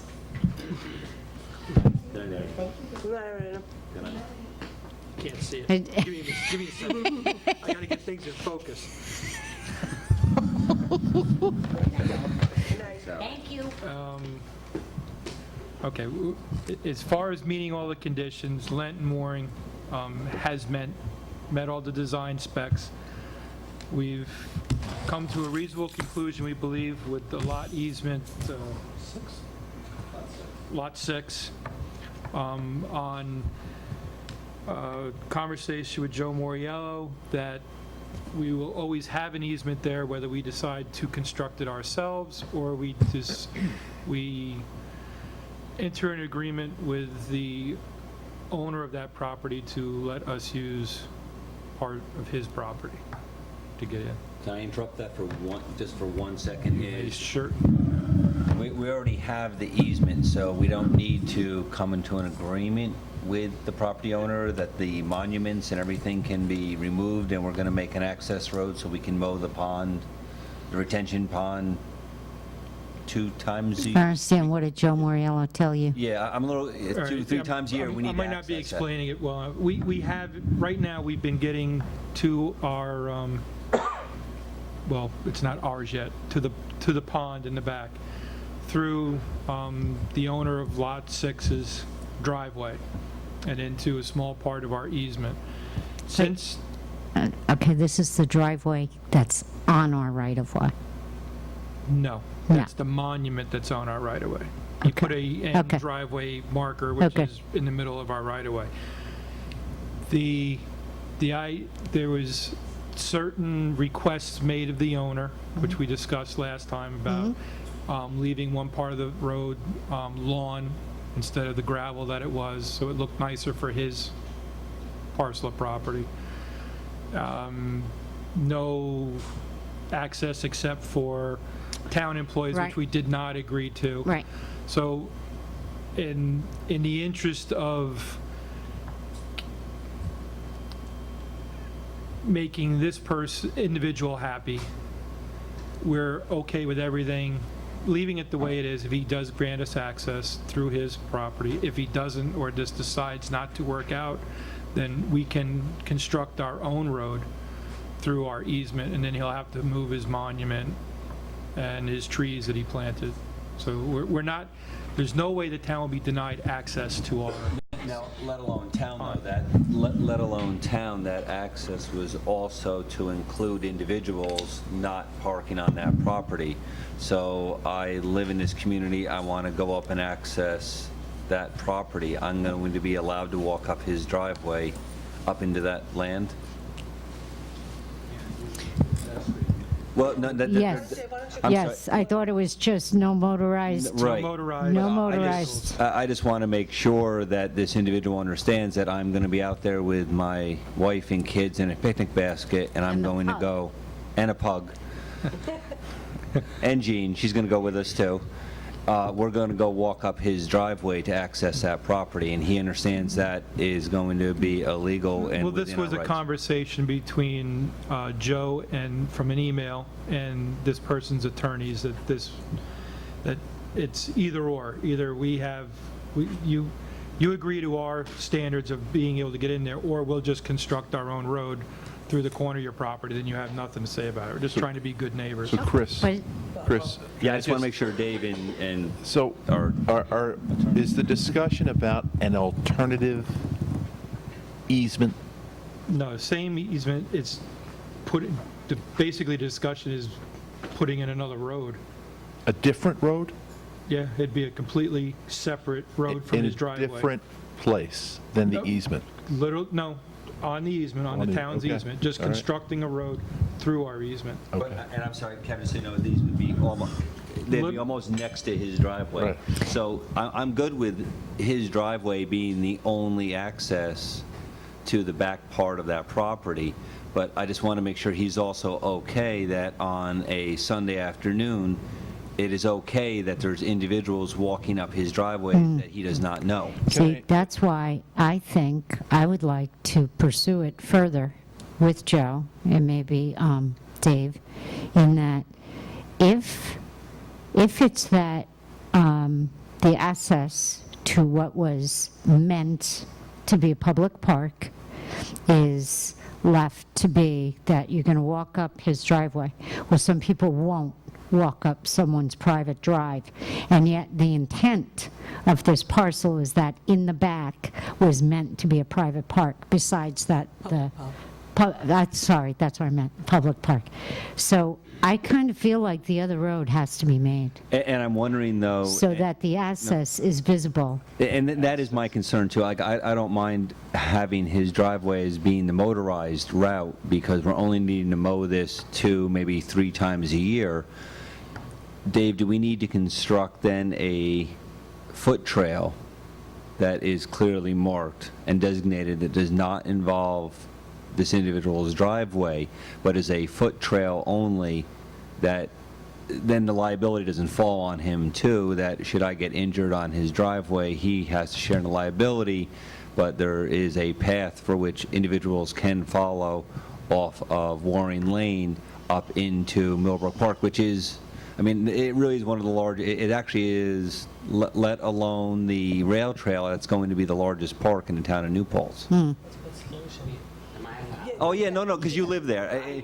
No, you live right there, so. Do me a favor, can you bring the microphone over to you and Dave, so this way it's just... Or do we need the wireless one over there, Chris, or what? There we go. Or if you guys want to join us, you know, Dave, if you just join us, it would probably. Just bring another chair up, Andy, and then 2 of you can just talk.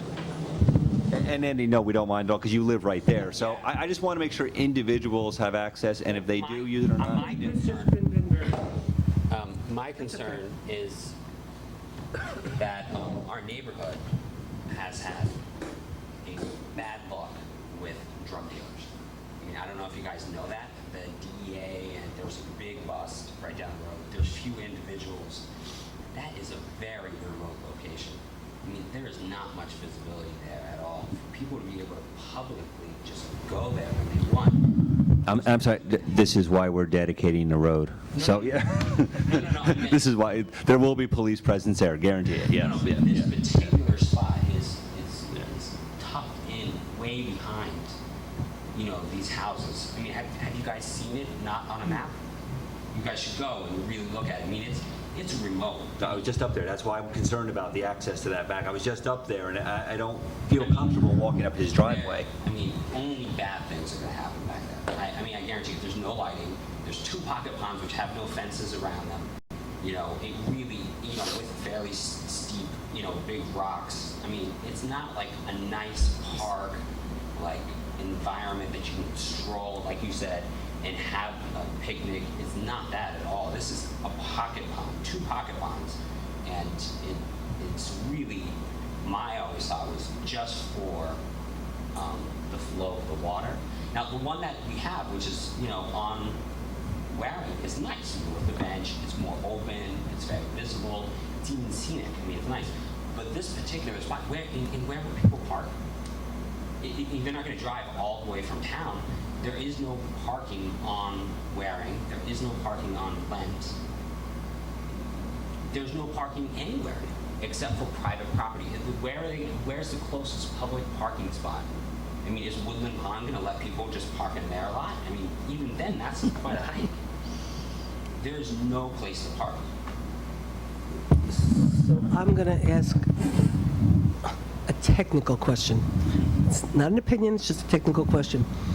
My understanding is, and I could be completely wrong, I was not on any board at the time that this project went through, thank God, but as part of the site plan approval, this land was put aside and the ability to have access was put into the plan, and that's a part of the legality of this project. Is that a true statement?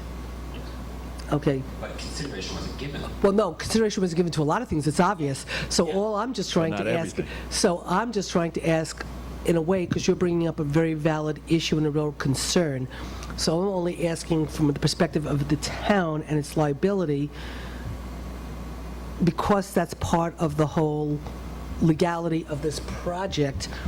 Where do we go from here? Well, let's go back a little bit before we go ahead. So to answer his question, this was an access point for what reason, Dave? To provide access to another piece of property that the town owned, right? And to do some service to the ponds. The part that has the ponds is a small part of this parcel. There's about 10 acres there in this piece, and it's a wooded parcel. It was supposed to be an area that you could go walk in. I mean, it was definitely walking. Ultimately, it was going to connect trails across to the Mohawk Preserve, Right, it's going to be, it's going to be part of the Millbrook Preserve. What were they? Right. What were they? Exactly. What were they planning for parking then? There is parking on the end of Mill there at the turnaround. I mean, they weren't expecting a lot of Traffic. You know why? Because you can get into the Millbrook Preserve down by Stewart's. So you'll be able to park in the park and ride, and you'll be able to go all the way up. And so, yeah, there will be parking right here. Are we going to have residents calling us complaining that people are parking in front of their homes? Yes, you are. Okay, so how do we avoid all of that? When the road is dedicated, there will be a police presence. But that doesn't avoid a problem. Just because. Okay, so maybe we should all think about closing this, what was intended to be a public park, because it's inconvenient. No, maybe it should just be limited to a bike path that's paved that gives you access that trucks can drive over to get in the back. I mean, in other words, you don't want a really wide road going in there, because then maybe that will promote some kind of traffic in there. And if he says it's remote, you don't want kids going in there and driving back there, and then you're going to have the neighbor calling, and guess who they're going to call? They're going to call you. Well, it might be the same thing of leaving the driveway there, because as you put up, you don't want to walk down someone's driveway. So if it Yeah. doesn't look like Yeah. a right away, Well, I'm people gonna- are well, using it as a right away. That's what I think. If you want remote, I mean, we have 8,000 acres of remote, literally a mile and a half, not even, a mile and a quarter from the Walk Hill Bridge, you can access 8,000 acres. So calling 40, 50 acres of Millbrook Preserve, yes, potentially it could become a place where people go not doing legal activities. It can happen anywhere. I'm not against the Millbrook Right. Preserve. No, I'm with you. But this was always designed to be one of the access points for Millbrook Preserve eventually. And it was going to include, as Kevin had said, hiking path, biking path. Which again, I think are great. Right, and I've done exactly what Gene has described. I mean, I've actually hiked, this goes back a couple years ago, and Dave may remember, there were groups that were being formed to study Millbrook Preserve, and we met at the Park and Ride, Right. and we hiked up at Stewart's, and then we walked from Stewart's all the way up to North Putt Corners Road, and then we hiked back down. Was not rugged. I would not describe it as rugged hiking at all, or, it was beautiful. I mean, it's incredible that you're literally a 2-minute walk from Main Street, and yet now you're in an area surrounded by beavers, Right, muskrats, and I think that's and important animals. because, It is. in the course of the past, 8-10 years, any parcel along that strip has a piece of it has been sacrificed for the Millbrook Preserve, and so it's a long-term focus of this community to create the Millbrook Preserve, very much like the rail trail is a huge part of New Paltz. The Millbrook Preserve will also be, and this is supposed to be a piece of it. Okay, And so I think everyone in my community and everyone in general likes the concept of Millbrook Preserve, because that's the reason why we bought in this neighborhood. It's because it is 2 blocks away from the village, and it is so beautiful. I mean, that's the reason why we like that. What we don't want is all of our streets to be lined of parking cars, and we don't want drug dealers going out back there late at night. There have been 3 different drug-related issues in our neighborhood already, and one of them was major with the DEA involved, and crazy. I mean, so. Let's be careful. But let's just be careful. And again, just so everyone's clear, that was someone actually had purchased a house in that neighborhood too. It wasn't a visitor. At a very high rate. Yes. They were renting. I mean, they bought the property. Right. But just to focus it, so I think everyone is for the preserve. It's a question of we haven't worked out any of the logistics of how people get there. I mean, besides the park and ride, but on this side, where they park and who's going to police it. Is there a parks commission that will police and walk and do all of this? So let me ask a question. Jeff made a potential solution, so let's ask if we can build off of what Jeff just recommended. For the moment, we have the permission, and this will have to be put into writing, but permission from the landowner to be able to use his driveway for motorized trucks to get into the back to do the work that needs to be done. There's the possibility of us getting permission. That final decision. But this is part of the, so let's just follow this for a second, because that's part of this. If we can get permission, I mean, at the end of the day, he has 2 choices. He can either give permission for the motorized, Put our own road in. or we can put in our road in, and then he's got to lose his trees and his statue, okay? So for the moment, let's assume this is a solution for him that he's willing to go down, that 3 times a year, you guys come with your trucks to get into the back to do what you have to do. Then if we do what Jeff is suggesting is a walking path for bicycles and pedestrians, and we have a path, So this way, no motorized is whatever. And then we put no parking on your streets, so people can't access, I mean, if they want to come, they have to ride their bike, or Jeff's got to walk from his house and go up. So in other words, we put no parking, so people can't, like they do on Butterville Road, park all, whatever, no parking. We do the bike path, we get permission for the road, to use the road the 3 times a year, and that's the plan that we try to move forward on. Is that sound like a good plan for everybody? If that doesn't work, Okay, well, let's just, before we get to that, can I get agreement from everybody that that's Plan A? That's Plan A, and I hope there's a Plan B. Okay, so that's Plan A. Now, Dave, I just want to make sure, so everybody's okay, that's Plan A. Okay, but wait, can I hear what Dave is? No, I just want to, You I want don't me want to to get finish to, with I Dave? don't want to get to Plan B Okay, until go I ahead. know that everybody's in agreement that we want to move forward on Plan A. Or No? it's a possibility. Okay. That's a possibility. Okay, so now. Right, so we agree it's a possibility. Okay, Give so us now let's B. go Plan B. Okay. Okay. I think there's like 100 feet of this access easement that is outside of the easement, the way the driveway is built right now. Otherwise, the driveway is in the easement. So he made a little curve around to miss some trees.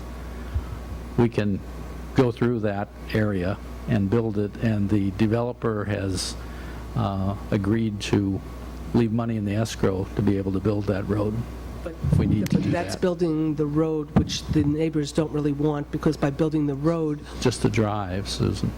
What? It's only He's a talking drive. about It's an only going to be, extension of it.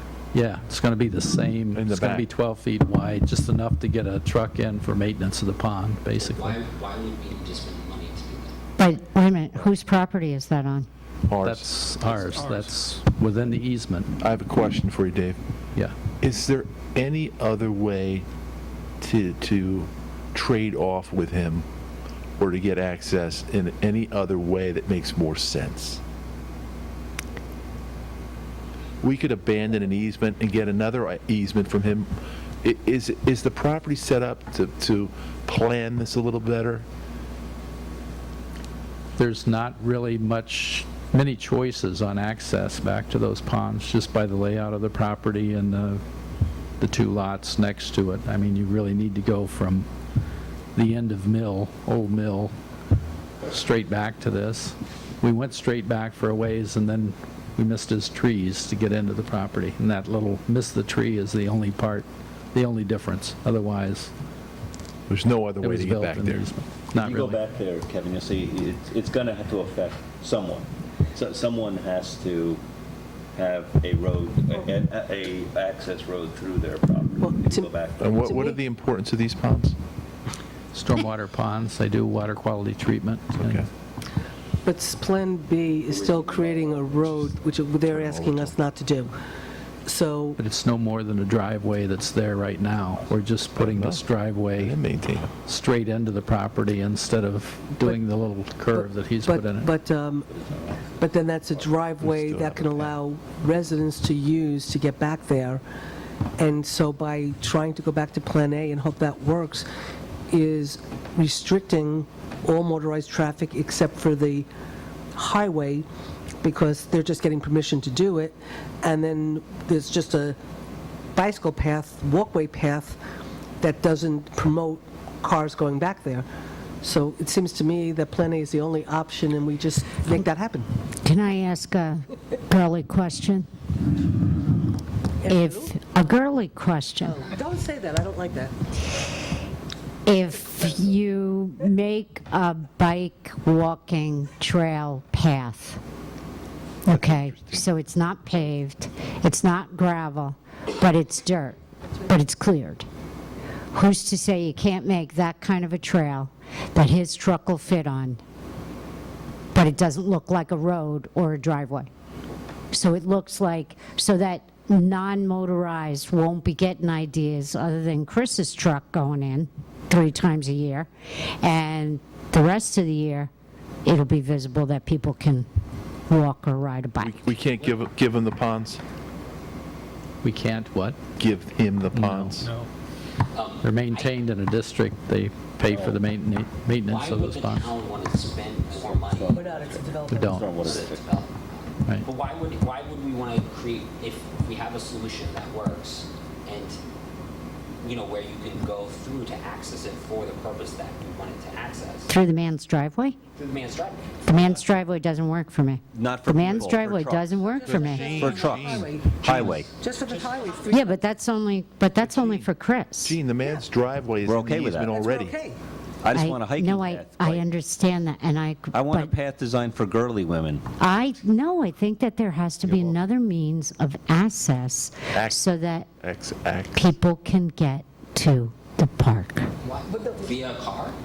No, there are no cars. I'm aware of that. Gene, that's why we're saying, okay, once you create, at least my belief is, once you create this potential road, cars can go back there. They So will. if we get permission from this landowner that 3 times a year, the highway department can go on his road to get into the back, and that's the only motorized transportation that goes back there, okay? What he's getting from the town is the fact that he can keep his monument on our easement, and we don't have to take down the trees. So he's getting something, we're getting something, the neighbors are getting something. So everybody's getting something. Now, we've got the access for the highway, and we don't need any kind of paved access for anything else. We'll do a trail, a bike trail, walking trail, for access for people to be able to get into the preserve. But there's no way for cars to go in because there's no access for cars, which is what everybody seems to be okay with. And then we put the no parking on their street so no cars can come and park there. Okay, that's fine. That was like what I meant. I guess it just came out differently. In a Okay. walking trail, we wouldn't have to Okay. chop down a lot of trees. We could keep the topography Right. of the Exactly. property, and it wouldn't look And you like could- there's a So, dedicated road. Okay, so Plan A, so Plan A is, We should so still Plan, ha- so still Plan A have is the Plan reserve, A, though. okay? The plan. Plan A is the case that plan. plan changes. Okay, so Plan A is the Based plan. on- based on Okay, lawyers. so, No, okay. Plan A works only if the property owner agrees to I Chris. know that, but the property owner is going to agree because he all wants his monument there and he wants, right. It will all be codified That's by right. lawyers, engineers, and Chris Moore. Right. We'll keep Okay. the reserve. Okay, what but we'll still keep the reserve. That's not a problem. We'll keep the reserve. Not a problem. And everyone in my neighborhood loves the fact that that's property back there that no one's ever going to develop. Okay. And that it's, Okay, so you tell your neighbors that we really are still wonderful, okay? Okay, so next, okay, so that's Plan A, we're going to try to make that happen, that's that. So now let's move on to the other issues so we can resolve them, and, okay, so, All right, next issue is, we've solved the issue of the three-way stop signs. We are going to, the highway will add stop lines at each three-way intersection, the white lines that goes out. and are we going to do that now, even though it's not our roads? No. Okay. People don't stop at stop signs. No, they don't. They don't stop at stop signs? I don't stop at the stop sign. People don't see the stop signs, and I know, I'm the first. You will get used to it. I had to get used to it in the village. but it You will doesn't matter, get they all, used to what it. happens, all the residents very out there tough to want represent you. for white lines to be, they want white lines by the stop signs. So when people come out of Woodland Pond, they see the white line. It's just a matter of, I was asking Chris if we could Go ahead, paint it Chris. before we dedicate the road. He's saying no, but we're going to do that, And okay? that's something that we can do. We're going to put another stripe down the east side of the road, narrowing the lanes. That can also be done after, and I know Kitty's not here, but I've also looked into striping the other roads that are, that she had mentioned in an email. I have money in the highway budget for that. I'm just making sure the contractor is on state bid before I talk to him, and when he comes down to do the roads we haven't striped, that he will also do that road. Now, let's, I saw Kitty's list. I really think About we, $6,000. regardless of the money, I think we better have public discussions prior to us striping some of those roads, though. I really think we should. Let me just, I mean, for a second, I just want to just focus on wearing and length. So, but I will just say that because of Kitty's comment, and because of her comment at the last meeting saying in some ways that there's been residents forever who've been complaining about their roads, and all of a sudden, your area gets taken care of and these other people haven't. What I had planned on doing for next year, and I had already reached out to Susan Blickstein, who is the expert on traffic calming, and, well, you know, this is what she does. She's a transportation specialist, and I had reached out to her to say, would she be willing to serve on the Bike Ped Committee or on a special subcommittee to study all the roads that are being brought forward and what roads are necessary to come up with a plan, and we could put money into the budget, and I plan on potentially after I finally add up all the numbers and see where we're at, we could take money from the B fund, move it to the DB fund, put some money aside and say that's for traffic calming, and then therefore we can come up with a plan of how we're going to move forward with traffic calming. But let's do that in a very thoughtful way. So we can put that aside for the moment. We're going to stripe Waring and Lent Drive as the first step in traffic calming, and that we're going to do. And Chris, I hear what you're saying, is it's probably more efficient to have them do them all, but I think we're going to, this board, I mean, the way I feel is, I think we would open up a lot of issues going out to do a lot of other roads without first having a better plan, and I think Dave could speak to this too. Just be careful when you start striping, because you don't paint it once. You have to keep striping it. When the reflectivity goes down to a certain level, you have to repaint it, then it's not cheap. Well, these are roads that I've received complaints on that we've paved since I've been in office, that people would like just the fog lines put in, the white lines. Yeah. Well, I mean, again, and I think we need to do all that, so that's okay. I'm just saying for us to, I mean, we're jumping ahead of ourselves because of what we're trying to do here, and we've brought up other issues. So I think we should stay focused on what we're doing for Lent and Waring, so we could dedicate them, move forward, and then we'll have another conversation about all the other roads and how we want to move forward in a productive and intelligent way. So you're going to stripe Lent and Waring, you're going to stripe the other side, you're going to keep the yellow line, but then you're going to paint No yellow line. the other line. Yeah, we're going to keep that line. Oh, it's white. just- Okay, you're going to keep that, and then you're going to do, okay, so you're going to do that. Okay, keep going. The infamous gate will come down. I'd like to put up, right at where the gate was, one speed hump, to give it a try, to see how it's going to impact the road, how much of a pain in the butt it's going to be to plow around it, over it, if it has to be taken out. Aren't you going to remove it for the winter? Not this one. It's a possibility. We'll see. Well, I would like, and we got Dave trapped here, curb extensions, the chicane, not chicanery, chicanes. The curb extensions they go by, they're both similar. Median, speed bump just has a lot of problems, and I'm just fearful of both Chris destroying some of his equipment or damage to equipment and or damage to the road surface by people doing 90 miles an hour and then hitting it in a vehicle that can handle hitting them at 90 miles an hour, bottoming out, and then destroying road surfaces, destroying the vehicles. Well, these are a little bit different than what maybe you're thinking of as speed hump. They're actually, they're used as a calming device. They're a little lower and they're spread out further, kind of what was put on Huguenot Street. it's wider and more gentle. Yes, so Yes. it's not a bump and you take out your front. It's over by Town and Country. It's between Gilded Otter and Town and Country and the sewer plant, yeah. There's quite a beautiful ditch there dug in the road from transmissions and oil pans. Oh, really? Yeah, I didn't see run that road a lot, and there's a pretty decent, on each lane, if you go down there and look, you'll see the remnants of oil pans, transmissions, and exhaust systems. Guess they're taking it too fast. All the more reason to have them, if they're going that fast. Well, they're coming out of the Gilded Otter. Yeah, drunk as a skunk, right? Okay, so I guess what Well, Jeff, I wonder, David, is for the same or similar cost, can we get into curb extensions or? Speed tables are mostly, I mean, they're blacktop. They're extra surface material. Well, these are rubber. They're bolted down. They can be removed in winter. It's supposedly the new technology. I mean, right now, if you're going to if it has to go into blacktop, the blacktop has to be milled out. It has to be keyed into the original surface so it doesn't come out. And I'll guarantee the 2,000-pound plow will hit that and just rip it right out of the ground. The rubber ones, we can take them out. They're easy to store. They're sectional. The thought about putting one where the gate is that it is a transition between Woodland Ponds and the private Residential, yeah. residential. So it's kind of like, okay, you're going from your place to our place, Mhm. and it's just one. It's a trial instead of putting them all along the road. Well, Can we could I ask you, narrow it at the same time, though? That's Can a we- terrible transition, too. Yeah.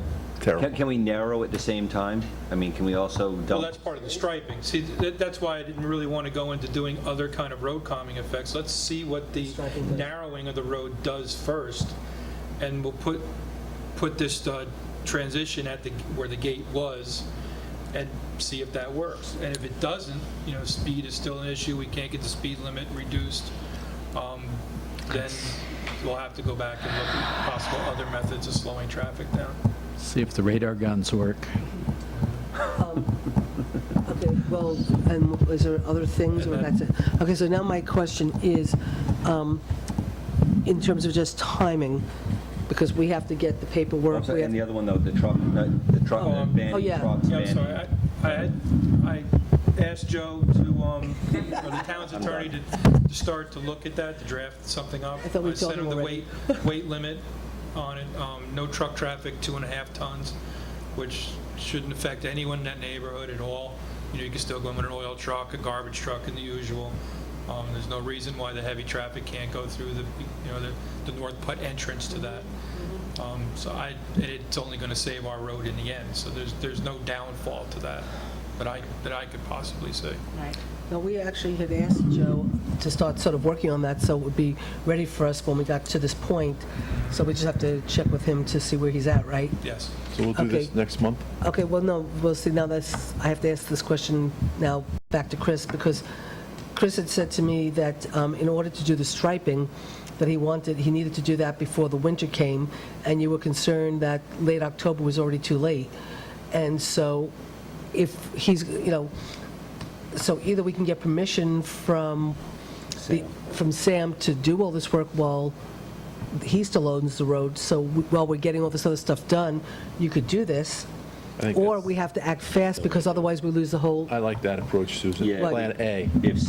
Plan A is to ask Sam to allow us to do. Sam will allow us. Okay, so then it's a matter of asking Sam to give us permission to do all the work that we need to do before we dedicate. So once we dedicate, everything's in place. And you don't lose the time of what, you don't lose, because you want to get started. That was your concern, which is why we were moving the With dedication painting, up. there is a temperature. I mean, we've been getting pretty warm during the days, but all of a sudden that could turn, and then Right. paint that's So- supposed to last 3 years, we peel up Right. during the winter.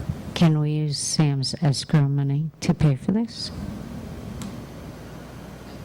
Not really. We can ask permission? No, I think. Why not? We're doing work in his no. development. Yes, we are, but yeah. It's beyond the intended scope of the whole project to begin with, right? We'll use the legal term, Unless it's it's part of beyond the the scope design. of it. This is work we would do. Oh, this is not on the site plan. Why didn't you just say that? This is not on a site plan. I think what the intent is here, and I'll speak for Susan because I have the microphone and there's not another one. I think the intent is here. Back to Plan A. I think the intent here seems to be is let's get everything done before we take down the gate, because I'm actually still in favor of leaving the gate up until the work is done, against legal advice, which Susan probably won't agree to. Shouldn't say that. I know I shouldn't say that, but I still would like to see Susan's plan is to get, if we can get permission from Sam, we are going to be paying for things with our money, but we'd pay for them with the gate down.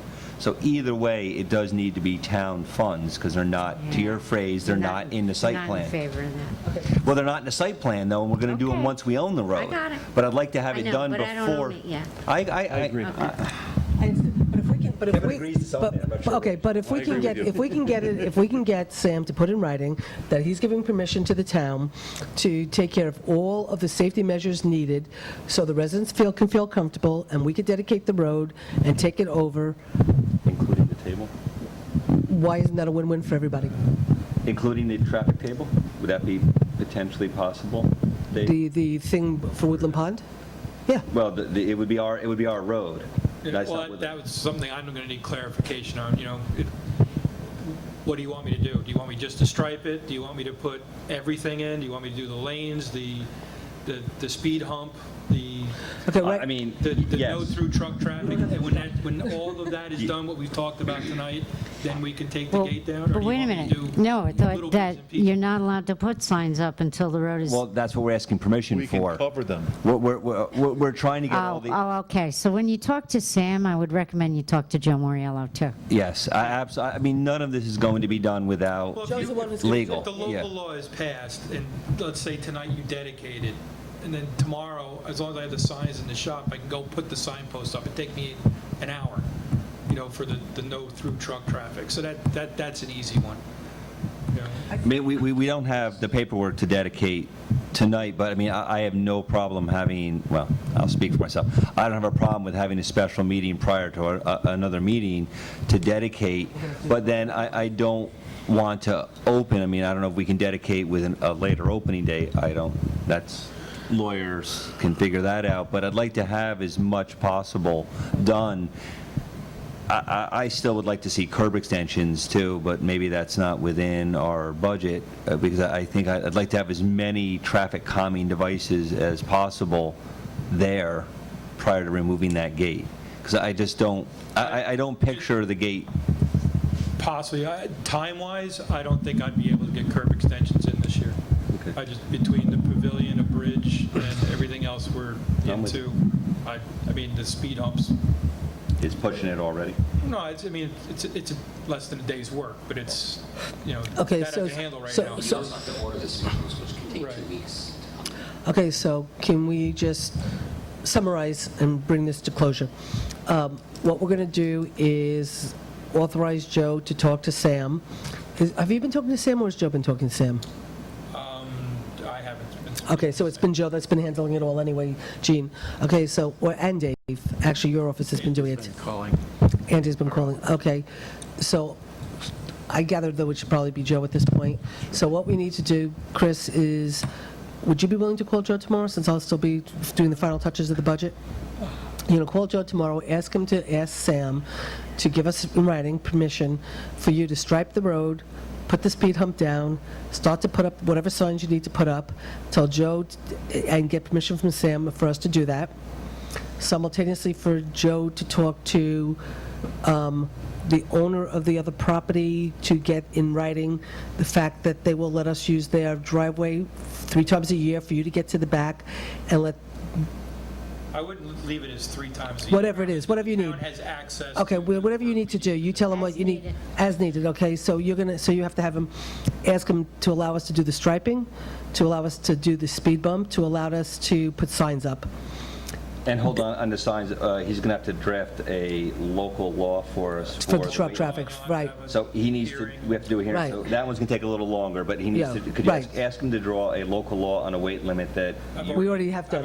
We've already Oh, asked good, him. okay, so We've already asked him to local law. start that, because we were trying to get this ready, so by the night that we dedicated, we could also set the public hearing. And is speed limit local law, or do you set as needed?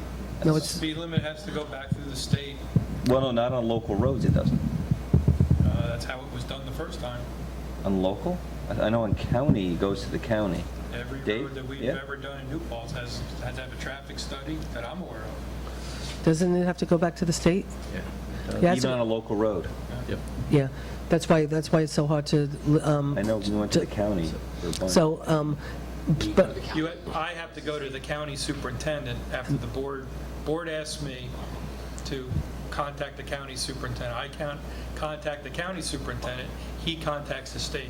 So we're better off to write a local law to say our local speed limit is 20 almost, for all roads. You better put a lot of money in the budget for signs. but I don't know, can we do a local law that all speed limits in the town are 20 I miles? just made that a number up, but And there is something in the laws about a minimum speed limit. I was just reading through the Mutco book today real quick, and it was between 25 and 30 miles an hour, and we're at 30, unless you're in a school zone. and we're at then 30 it already, right? changes. Yeah. Well, the one thing I asked at Woodland Pond was for them to be willing, for them, because they want the speed limit lowered too, so they want it lowered also. But that, from everything I've been told, it's really, really hard to get the state to agree once the speed limit's been established to lower it. But in this particular case, Woodland Pond and all the residents are willing to join with the board and with the residents out of Waring and Lent Drive to combined to ask the state, under these particular circumstances, to lower it. And so I think if there's ever a chance to do it, we might have the chance now, because we have a bunch of seniors saying they want it lowered. We have the density going into the whatever, so we have all the makings of being able to appeal to the state And on this particular I was case. trying to get some sign, we went out and ball banked the road today. and What does that mean? It's the percentage of degrees that, when you make a turn, it's an indicator over so many degrees, gives you how much speed you should be going. 20% equals 30 miles an hour, 15%. At 30 miles an hour, we're way over the curve. We're not even close to being safe, according to the state rules, where we should be at 20 miles an hour. That's just what. So you're saying So that that was part of it. I wanted to do a traffic count. The town owns our own traffic counter. Can't do that until the gates open, to give some kind of idea. So I'm just not giving an empty request to the Right. county. Okay. I'm actually saying, look, Right. here's some science behind it. It's Right. not just, Right. well, we just want to do this. Okay, so the speed limit, the speed limit we'll take on afterwards, because there's so many things that have to fall into place, so we'll go back again. For the moment, Joe's doing the no through truck traffic. Hopefully he'll have that ready for when we're ready to dedicate the road. We're going to ask permission from Sam to allow you to stripe, to allow you to put the speed bump down, and then we're going to deal with the easement issue according to Plan A, and we're going to take care of all of that, and then we're going to get the stuff going so you can get working. And then the gate's going to stay up for the time being, and then hopefully, whenever this is all done, we'll be ready to dedicate the road. Does that sound like a plan to everybody? I like it. I like it. Andy? Okay. I mean, we're not trying to make you responsible for speaking for the whole community. No, I'm a yeah, little bit unique yeah, in no. that my view of the game is a little bit flexible. Everyone else is going to kill me now. I said that on TV. But my focus has been on traffic calming. I don't mind the traffic. I love the walkers. I love the bike, the pedestrians. The traffic's okay as long as it goes slow. It's the high-speed traffic that I think, and everyone says it's about the safety, the concern. If someone drives through nice and slow, it's fine. We don't have any issues. And one of the other things also, but this is not for Joe or anything, but again, I have to put it in writing, but I have put it in email, but I want to put it in a formal letter from the board, which is requesting that Woodland Pond do a policy that says their employees are not allowed to use, the back roads. So, okay, so that's the plan. Well, the plan, you'll get to work, you'll let us know. We're going to be having a lot of special meetings for the budget, so if there's at any point that we have to do anything, we'll have time to put it on to one of our budget meetings. All right, so I'll discuss that with Joe Yeah, tomorrow. If tomorrow, there's right. any problem with that, I'll have him contact you. Jeff. Susan. Jeff's got the microphone. He can call me. Yeah, he can call me. He knows how to get hold of me. He can call me, Chris. Or Chris, if you want to both call, just let me know tomorrow, and you and I can sit. Right. Well, I'm sorry, If you want what? to call together. One logistical thing is the speed bump. It has a budget, and I think it has to be approved. Well, technically, he has his own budget He has his line, own DBA and if he can find it in his own line. All right, so it's not a problem. I take the funds and go out. And Go do what you have to do, babe. I would like to have a discussion about the striping, because the company I had coming down to do this gave me an amazing deal at 42 cents a foot, where it's usually 75 to $1. dollar a foot. And the stuff we were using will last us 3 years versus the paint, which we'll probably get a lot less out of. Now, they're not going to come down from up by Seneca to do 1,400 feet of road, not for that price. I can still have it done, but I'd just like a further discussion. Oh, you mean, so in other words, so if I understand, you got that rate because you had planned on doing all those other roads? Get Arlene to run a highway budget report tomorrow. But that's not, no, the issue is more, I know. So we could look at the report on Saturday. I probably already have it, because we did it I have it because we've done it for. It's on your desk. You have it. I saw Yeah, I it. have it because we've been She's doing got it. it. We're doing it for a lot the. of phone calls about the striping on the roads. We're doing it for the Why budget, haven't you so. done that? So that's. But Andy, he does have his own Okay. budget, DB, Okay, the highway but the only thing is, budgets are so under him. we have that, and I can show it to you, that's not a problem, although right now it's not here, but the bigger issue now that Chris is bringing up is he got an incredible rate because he was talking volume, because he was prepared to go do those 6 other roads, And now we're sort of saying, don't do the 6 other roads just yet, let's just do this one road. The So, striping will, the other stripe will, it costs $700 to put the original stripe in from the original contractor who did the work for Sam. So I'm assuming we should get about the same price. We do the other lane about $700. Okay, but the deal you got for 42 cents a foot, if you were to add the other roads, what would the whole package be on the deal? I don't think the price per foot would go down any more than that. No, No, she I'm just saying, meant- can you give me a Your ballpark? total budget, what would you? $6,000. Oh, we had $6,000. No, I'm saying if you threw in the other 6 roads, it would be That's $6,000. what he's saying. Okay. What roads are So they? besides doing that particular development, it would be $6,000 Correct. out of your budget? Yes. Okay. And what roads? Butterville Road, North Ohioville Road, from the town line to Van Ostrin. Yeah, I got the list, I don't remember. And would he do it for you this year? Yes. Can you just let me take a look at your budget this weekend and Sure. then? Okay. All right, we're all set. Well, just, we haven't, when Chris first brought it up, we sort of said, let's not consider this, let's just talk about this road, let's not consider the bigger package. Chris is now saying, Well, okay, but do you not want to consider the bigger package when he got such a, 42 cents? No, I know. Oh, The fact because that- we originally said we weren't going to consider it Right. at the beginning because of reasons like Jeff said, he wants to talk to the residents, blah, blah, blah. But Chris is saying he gets all these calls, he's gotten all these calls, we just found out there's a great deal. So now the question is the board willing to, Right, and we also wanted to move forward and kind of make it a Right. plan in next year's Right. budget, but we might be able to do a lot now. this is a great plan. You comfortable, Gene? It's not very expensive. I would like to just breeze through his budget. Are you comfortable that you have enough money Yes, in this fiscal year? yes. Gene, I can tell you from doing the budget the other weekend with, so yes, In my- there in my there is fif- definitely, yeah, I can guarantee you there's money 5110 line, there. roads and repairs, there's plenty of money to do that. Gene, there is, I can guarantee you there's money there. I Well, just we don't make a wanna lot of start- residents happy. Yeah, Who doesn't like a strike? yeah.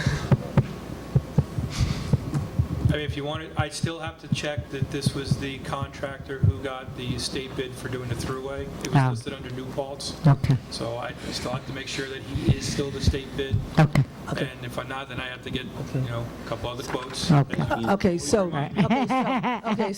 let's wrap this all up, If everything. Gene's good, I'm good. Okay, so let's wrap this up from the perspective of, you're going to talk to Joe, you're going to double-check all the stuff on the cost and whatever. We're going to end up, I have to give the budget Monday, whether we have a meeting Monday night for you guys to get the budget, or Rosanna's got to give it back to you in how many days? From when I give you the budget, September 30th, you have a couple of days till you have to deliver it to the board. So, 5 days or something like that. So regardless, either Monday or sometime at the end of the week or the following Monday, there's going to have to be a meeting. So at that point, Chris will have hopefully all the information. He'll have checked the state bid. We can authorize everything that night. We'll have everything from Joe, hopefully.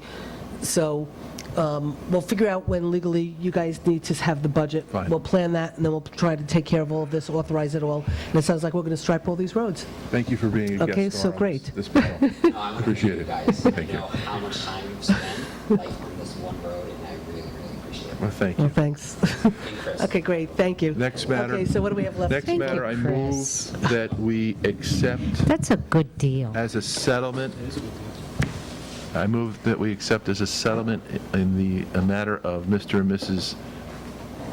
DeMonk, a payment of $825 to be paid within 60 days. I'll second it for purposes of discussion. And just, I apologize, 'cause I missed it, because this was the water, right? Right, that The water represents 11 quarters at an average price of $110 a quarter, less the flat rate that was paid of $35, leaving a balance due of 75 times 11. So they paid 35, so 100, so that's about where their average was, Gene. Because they were paying between 130 and 160 every bill, so. Actually, Chris said that the range was between 108 and the high end was 160, but we took an average. We did the Okay. average, that was right where it was. Did you move it? I He moved did. it, I I'll seconded it Okay, for All discussion in favor? purposes. Aye. Aye. aye. Aye, motion so carried. Okay, there's a... Hold it. And you have that? Good. When do you re-levy?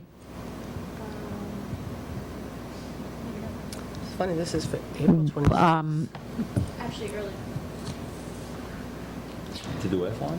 It's a... Do you want me to add that it will not be? It's just funny that they want it on the agenda now, but it's for... Yeah. Because Kevin's motion was that they have within 60 days to pay, which would make it November 26th.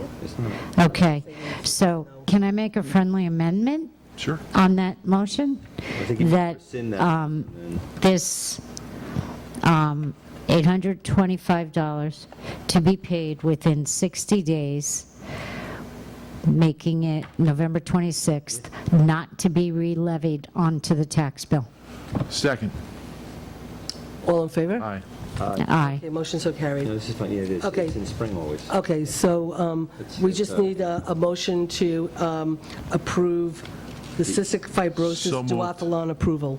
What is it? It's a race that Jeff, It's a duathlon, it's a run and bike race, they've been doing it for Should be a couple great. years. for cystic fibrosis, we just, They do it every spring. It's not until April.